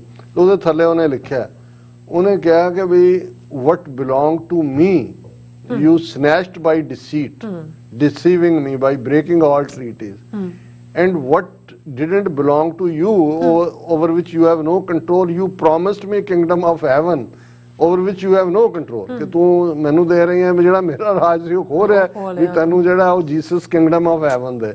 ਸੋ ਮੈਂ ਸਮਝਦਾ ਵੀ ਅਸੀਂ ਵੀ ਘੱਟੋ ਘੱਟ ਇਸ ਪਾਰਟ ਨੂੰ ਦੇਖੀਏ ਕਿ ਚਲੋ ਕਿੰਗਡਮ ਆਫ ਹੈਵਨ ਤਾਂ ਕਿਹਦੇ ਕੋਲ ਹੈ, ਕਿਹਦੇ ਨਹੀਂ, ਕਿਹਨੂੰ ਕਰਮੀ ਆਪੋ ਆਪਣੀ ਕੇ ਨੇੜੇ ਕੇ ਦੂਰ ਹੈ, ਅਕਾਲ ਪੁਰਖ ਜਾਣਦਾ। ਪਰ ਅਸੀਂ ਆਪਣੇ ਹੱਕਾਂ ਲਈ ਖਲੋਈਏ, ਔਰ ਇਸ ਵੇਲੇ ਪਾਤਸ਼ਾਹੀ ਦੀ ਗੱਲ ਕਰਨੀ, ਖਾਲਿਸਤਾਨ ਦੀ ਗੱਲ ਕਰਨੀ, ਇਹ ਵੀ ਸਾਡੇ ਉਸ ਇਸ਼ਕ ਦਾ, ਸਾਡੇ ਇਸ਼ਟ ਦਾ, ਸਾਡੇ ਫੇਥ ਦਾ ਇਨਸੈਪਰੇਬਲ ਹਿੱਸਾ ਹੈ, ਕਿਉਂਕਿ ਸਿੱਖੀ ਗੁਲਾਮੀ ਕਬੂਲਣਾ ਨਹੀਂ ਸਿਖਾਉਂਦੀ। ਔਰ ਕਨਕਲੂਜਨ 'ਚ ਜਿਵੇਂ ਅਸੀਂ ਰੂਹਾਨੀ ਵਿਚਾਰ ਕਰਦੇ ਹਾਂ, ਅੱਜ ਦਾ ਵਿਚਾਰ ਇਹ ਵੀ ਲੰਬਾ ਸ਼ਬਦ ਹੈ, ਉਸ ਤੇ ਅਸੀਂ 5 ਪਦੇ ਵਿਚਾਰਾਂਗੇ। ਪੰਜਵੇਂ ਪਾਤਸ਼ਾਹ ਦਾ ਸ਼ਬਦ ਹੈ ਸ੍ਰੀ ਰਾਗ ਦੇ ਵਿੱਚ, ਪੈ ਪਾਏ ਮਨਾਈ ਸੋਏ ਜੀਓ, ਸਤਿਗੁਰ ਪੁਰਖ ਮਿਲਾਇਆ ਤਿਸ ਜੀਵੜ ਅਵਰ ਨਾ ਕੋਏ ਜੀਓ। ਅੱਛਾ ਜਿਵੇਂ ਰਹਾਉ ਦੀ ਤੁਕ ਅਕਸਰ ਵਿਚਕਾਰ ਜੇ ਜਾ ਕੇ ਆਂਦੀ ਹੈ, ਪਰ ਇਹਦੀ ਪਹਿਲੀ ਤੁਕ ਹੀ ਰਹਾਉ ਦੀ ਤੁਕ ਹੈ, ਲੰਮਾ ਸ਼ਬਦ ਹੈ ਔਰ ਇਸ ਥਾਟ ਦੇ ਉੱਤੇ, ਇਸ ਥੀਮ ਦੇ ਉੱਤੇ ਹੀ ਇਹ ਸ਼ਬਦ ਚੱਲੇਗਾ। ਜੀ ਪੈ ਪਾਏ ਮਨਾਈ ਸੋਏ ਜੀਓ, ਸਤਿਗੁਰ ਪੁਰਖ ਮਿਲਾਇਆ ਤਿਸ ਜੀਵੜ ਅਵਰ ਨਾ ਕੋਏ ਜੀਓ। ਕਿ ਮੈਂ ਆਪਣੇ ਪਿਆਰੇ ਨੂੰ ਪੈਰੀਂ ਪੈ ਕੇ ਮਨਾਇਆ, ਜਿਹਨੂੰ ਅਸੀਂ ਮਿੰਨਤਾਂ ਕਰਨਾ ਕਹਿੰਦੇ ਹਾਂ। ਬਿਲਕੁਲ ਜਦੋਂ ਕੁਛ ਨਹੀਂ ਹੁੰਦਾ ਸੀ ਕਹਿੰਦਾ ਮੈਂ ਤੇਰੇ ਪੈਰੀਂ ਪੈਂਦਾ ਹਾਂ ਜਾਂ ਮੈਂ ਤੇਰੇ ਪੈਰੀਂ ਪੈਂਦੀ ਹਾਂ। ਪੈ ਪਾਏ ਮਨਾਈ ਸੋਏ ਜੀਓ, ਕਿ ਮੈਂ ਉਸ ਨੂੰ ਖੁਸ਼ ਕੀਤਾ ਹੈ, ਉਸ ਨੂੰ ਮਨਾਇਆ, ਉਸ ਰੁੱਠੜੇ ਨੂੰ, ਨਾਰਾਜ਼ ਨੂੰ ਪੈਰੀਂ ਪੈ ਕੇ, ਤੇ ਗੁਰੂ ਨੇ ਰਹਿਮਤ ਕਰਕੇ ਉਸ ਸਤਿਗੁਰ ਪੁਰਖ ਮਿਲਾਇਆ ਤਿਸ ਜੀਵੜ ਅਵਰ ਨਾ ਕੋਏ ਜੀਓ। ਉਸ ਨਾਲ ਮੇਰਾ ਮਿਲਾਪ ਹੋਇਆ ਹੈ, ਜੀ ਜਿਹਦੇ ਵਰਗਾ ਉਹੀ ਹੈ, ਜਿਹਦੇ ਵਰਗਾ ਹੋਰ ਕੋਈ ਨਹੀਂ। ਕੋਈ ਨਹੀਂ ਹੈ। ਗੋਸਾਈ ਮਿੰਡਾ ਇਠੜਾ ਅਮ ਅੱਬੇ ਥਾਵੋਂ ਮਿਠੜਾ, ਭੈਣ ਭਾਈ ਸਭ ਸੱਜਣਾ ਤੁਧ ਜਿਹਾ ਨਾਹੀ ਕੋਏ ਜੀਓ। ਗੋਸਾਈ ਮਾਲਕ ਇਹ ਸਾਰੀ ਕਾਇਨਾਤ ਦਾ, ਮਹਿੰਡਾ ਮੇਰਾ, ਇਠੜਾ ਬਹੁਤ ਮਿੱਠਾ, ਇਸ ਕਾਇਨਾਤ ਦਾ ਮੇਰਾ ਮਾਲਕ ਬਹੁਤ ਮਿੱਠਾ ਹੈ। ਅਮ ਅੱਬੇ ਥਾਵੋਂ ਮਿਠੜਾ, ਅਮ ਅੰਮਾ, ਅੱਬੇ ਅੱਬੂ ਬਾਪੂ, ਕਿ ਮਾਂ ਤੇ ਪਿਓ ਨਾਲੋਂ ਵੀ ਮਿੱਠਾ ਹੈ। ਗੋਸਾਈ ਮਿੰਡਾ ਇਠੜਾ ਅਮ ਅੱਬੇ ਥਾਵੋਂ ਮਿੱਠੜਾ, ਅੰਮਾ ਤੇ ਅੱਬਾ ਉਸ ਨਾਲੋਂ ਵੀ ਮਿੱਠਾ ਹੈ। ਭੈਣ ਭਾਈ ਸਭ ਸੱਜਣਾ ਤੁਧ ਜਿਹਾ ਨਾਹੀ ਕੋਏ ਜੀਓ, ਕਿ ਭੈਣ ਭਰਾ ਵੀ ਭਾਵੇਂ ਚੰਗੇ ਪਿਆਰੇ ਰਿਸ਼ਤੇ ਨੇ, ਪਰ ਹੇ ਵਾਹਿਗੁਰੂ ਤੇਰੇ ਵਰਗਾ ਹੋਰ ਕੋਈ ਮਿੱਠਾ ਨਹੀਂ, ਤੇਰੇ ਜਿੱਡਾ ਕੋਈ ਹੋਰ ਹੈ ਨਹੀਂ। ਤੇਰੇ ਹੁਕਮੇ ਸਾਵਣ ਆਇਆ, ਮੈਂ ਸਤ ਕਾ ਹਲ ਜੁਆਇਆ, ਨਾਉ ਬੀਜਣ ਲੱਗਾ ਆਸ ਕਰ, ਹਰ ਬੋਹਲ ਬਖਸ਼ ਜਮਾਏ ਜੀਓ। ਕਿ ਤੇਰੇ ਹੁਕਮ ਦੇ ਨਾਲ ਨਾਮ ਦਾ ਨਾਮ ਰਸ ਸਾਵਣ ਦੇ ਫਰਾਟੇ ਵਾਂਗ, ਮੀਂਹ ਦੇ ਛਰਾਟੇ ਵਾਂਗ ਜਿਹੜਾ ਉਮੜ ਕੇ ਆਇਆ, ਤੇ ਮੈਂ ਉਸ ਹੁਣ ਜਦੋਂ ਮੀਂਹ ਪੈ ਜ਼ਮੀਨ ਨੂੰ ਤੁਸੀਂ ਹਲ ਚਲਾਉਣ ਤੋਂ ਪਹਿਲਾਂ ਜੇ ਉਹ ਉਸ ਦੇ ਵਿੱਚ ਵੱਤਰ ਹੈ, ਮੀਂਹ ਪਿਆ, ਤੇ ਫਿਰ ਹੀ ਜਿਹੜਾ ਉਹ ਫਰਟਿਲ ਜਿਹੜਾ ਉਸ ਦਾ ਟਾਈਮ ਹੁੰਦਾ ਬੀਜ ਪਾਉਣ ਦਾ।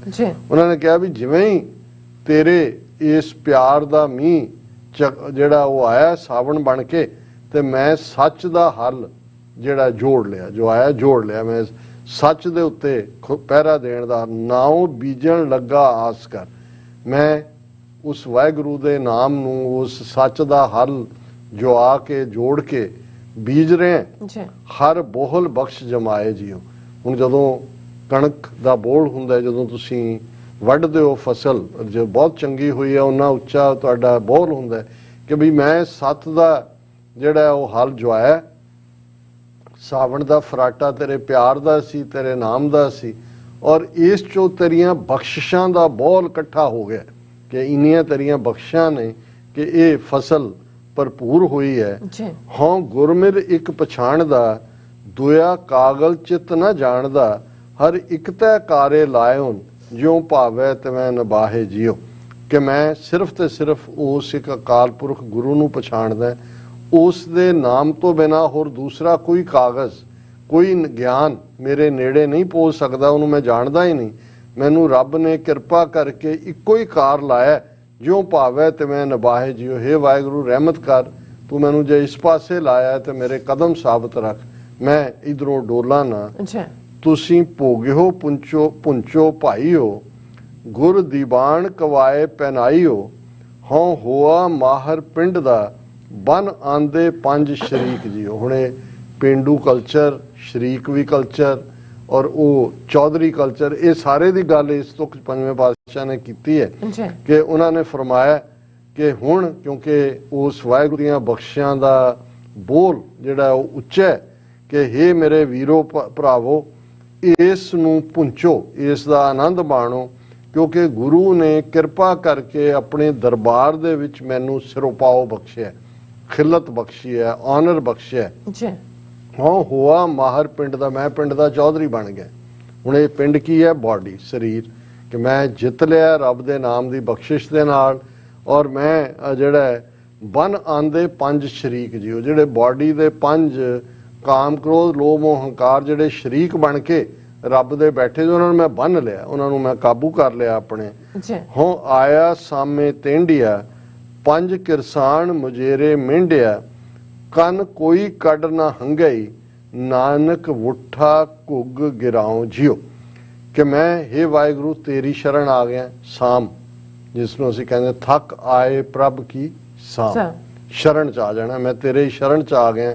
ਤੇ ਮੇਰੇ ਜਿਹੜੀਆਂ ਪੰਜ ਗਿਆਨ ਇੰਦਰੀਆਂ ਨੇ ਹੁਣ ਮੇਰੇ ਉਹ ਮੁਜਾਰੇ ਨੇ, ਜਿਵੇਂ ਕਿਉਂਕਿ ਖੇਤੀ ਦਾ ਅਲੰਕਾਰ ਇਸਤੇਮਾਲ ਕੀਤਾ, ਹਲ ਵੀ ਹੈ, ਬੀਜ ਵੀ ਹੈ, ਬੋਲ ਵੀ ਹੈ, ਤੇ ਵਾਉਣ ਦੇ ਲਈ ਮੁਜਾਰੇ ਵੀ ਚਾਹੀਦੇ ਨੇ। ਤੇ ਉਹਨਾਂ ਨੇ ਕਿਹਾ ਵੀ ਇਹ ਜਿਹੜੇ ਪੰਜੋ ਨੇ ਗਿਆਨ ਇੰਦਰੀਏ ਇਹ ਮੇਰੇ ਕਾਬੂ ਚ ਨੇ, ਇਹ ਮੇਰੇ ਮੈਂ ਮੁਜਾਰੇ ਬਣਾਏ ਹੋਏ ਨੇ। ਕੰਨ ਕੋਈ ਕੱਢ ਨਾ ਹੰਗਈ, ਨਾਨਕ ਵੁੱਠਾ ਘੁੱਗ ਗਿਰਾਉ ਜਿਉ। ਕਿਉਂਕਿ ਸ਼ਰੀਕਾਂ ਦੀ ਗੱਲ ਪਹਿਲਾਂ ਹੋਈ ਸੀ ਕਿ ਭਾਈ ਮੈਂ ਜਿਹੜੇ ਨੇ ਹੁਣ ਪੂਰਾ ਆਪਣਾ ਸਿਰ ਚੁੱਕ ਲਿਆ, ਪੂਰਾ ਰੱਬ ਦੀ ਯਾਦ ਮੇਰੇ ਅੰਦਰ ਵਸਦੀ ਹੈ, ਔਰ ਕੋਈ ਵੀ ਸਿਰ ਨਹੀਂ ਚੁੱਕ ਸਕਦਾ ਸ਼ਰੀਕ ਕੋਈ ਵੀ, ਇਹ ਕਾਮ ਕ੍ਰੋਧ ਲੋਭ ਮੋਹ ਹੰਕਾਰ, ਨਾਨਕ ਵੁੱਠਾ ਘੁੱਗ ਗਿਰਾਉ ਜਿਉ। ਔਰ ਇਸ ਬਖਸ਼ਿਸ਼ ਦੇ ਨਾਲ ਜਦੋਂ ਖੇਤ ਪ੍ਰਫੁੱਲਤ ਹੁੰਦੇ ਨੇ ਤੇ ਫਿਰ ਉਹ ਪਿੰਡ ਘੁੱਗ ਵਸਦੇ ਨੇ ਕਿ ਮੈਂ ਹੁਣ ਘੁੱਗ ਵਸਦਾ, ਜਿਹਨੂੰ ਕਿ ਤਨ ਮਨ ਥੀਵੈ ਹਰਿਆ। ਸੋ ਇਹ ਅੱਜ ਦਾ ਵਿਚਾਰ ਜੀ। ਡਾਕਟਰ ਸਾਹਿਬ ਤੁਹਾਡਾ ਬਹੁਤ ਬਹੁਤ ਸ਼ੁਕਰੀਆ, ਤੁਸੀਂ ਅੱਜ ਦੇ ਮਸ਼ਹੂਰ ਤੇ ਅੱਜ ਦਾ ਵਿਚਾਰ ਸਾਡੇ ਦਰਸ਼ਕਾਂ ਨਾਲ ਸਾਂਝਾ ਕੀਤਾ। ਇਸ ਵੇਲੇ ਆਪਣੀ ਵਿਊਜ਼ ਕੋਲ ਨੇ ਇਜਾਜ਼ਤ। ਵਿਊਅਰਸ ਸਾਡੇ ਪ੍ਰੋਗਰਾਮ ਦਾ ਸਮਾਂ ਇੱਥੇ ਸਮਾਪਤ ਹੁੰਦਾ। ਤੁਸੀਂ ਆਪਣੀ ਰਾਏ ਤੇ ਸੁਝਾਅ ਸਾਨੂੰ ਭੇਜਣਾ ਭੁੱਲਣਾ ਸਾਡੇ ਇਸ ਪਤੇ ਤੇ sos@tv84.tv ਤੇ ਅਸੀਂ ਆਪਣਾ ਪ੍ਰੋਗਰਾਮ ਲੈ ਕੇ ਫਿਰ ਦੁਬਾਰਾ ਤੁਹਾਡੇ ਸਾਹਮਣੇ ਹੋਵਾਂਗੇ। ਤਦ ਤੱਕ ਲਈ ਮੈਨੂੰ ਤੇ ਆਪਣਾ ਸੁਣਾ ਗਿਆ ਦੋ ਦੇਖਦੇ ਰਹੋ TV84। ਬੁਲਾ ਦਿਓ ਫਤਿਹ। ਵਾਹਿਗੁਰੂ ਜੀ ਕਾ ਖਾਲਸਾ, ਵਾਹਿਗੁਰੂ ਜੀ ਕੀ ਫਤਿਹ। ਰੱਬ ਰਾਖਾ।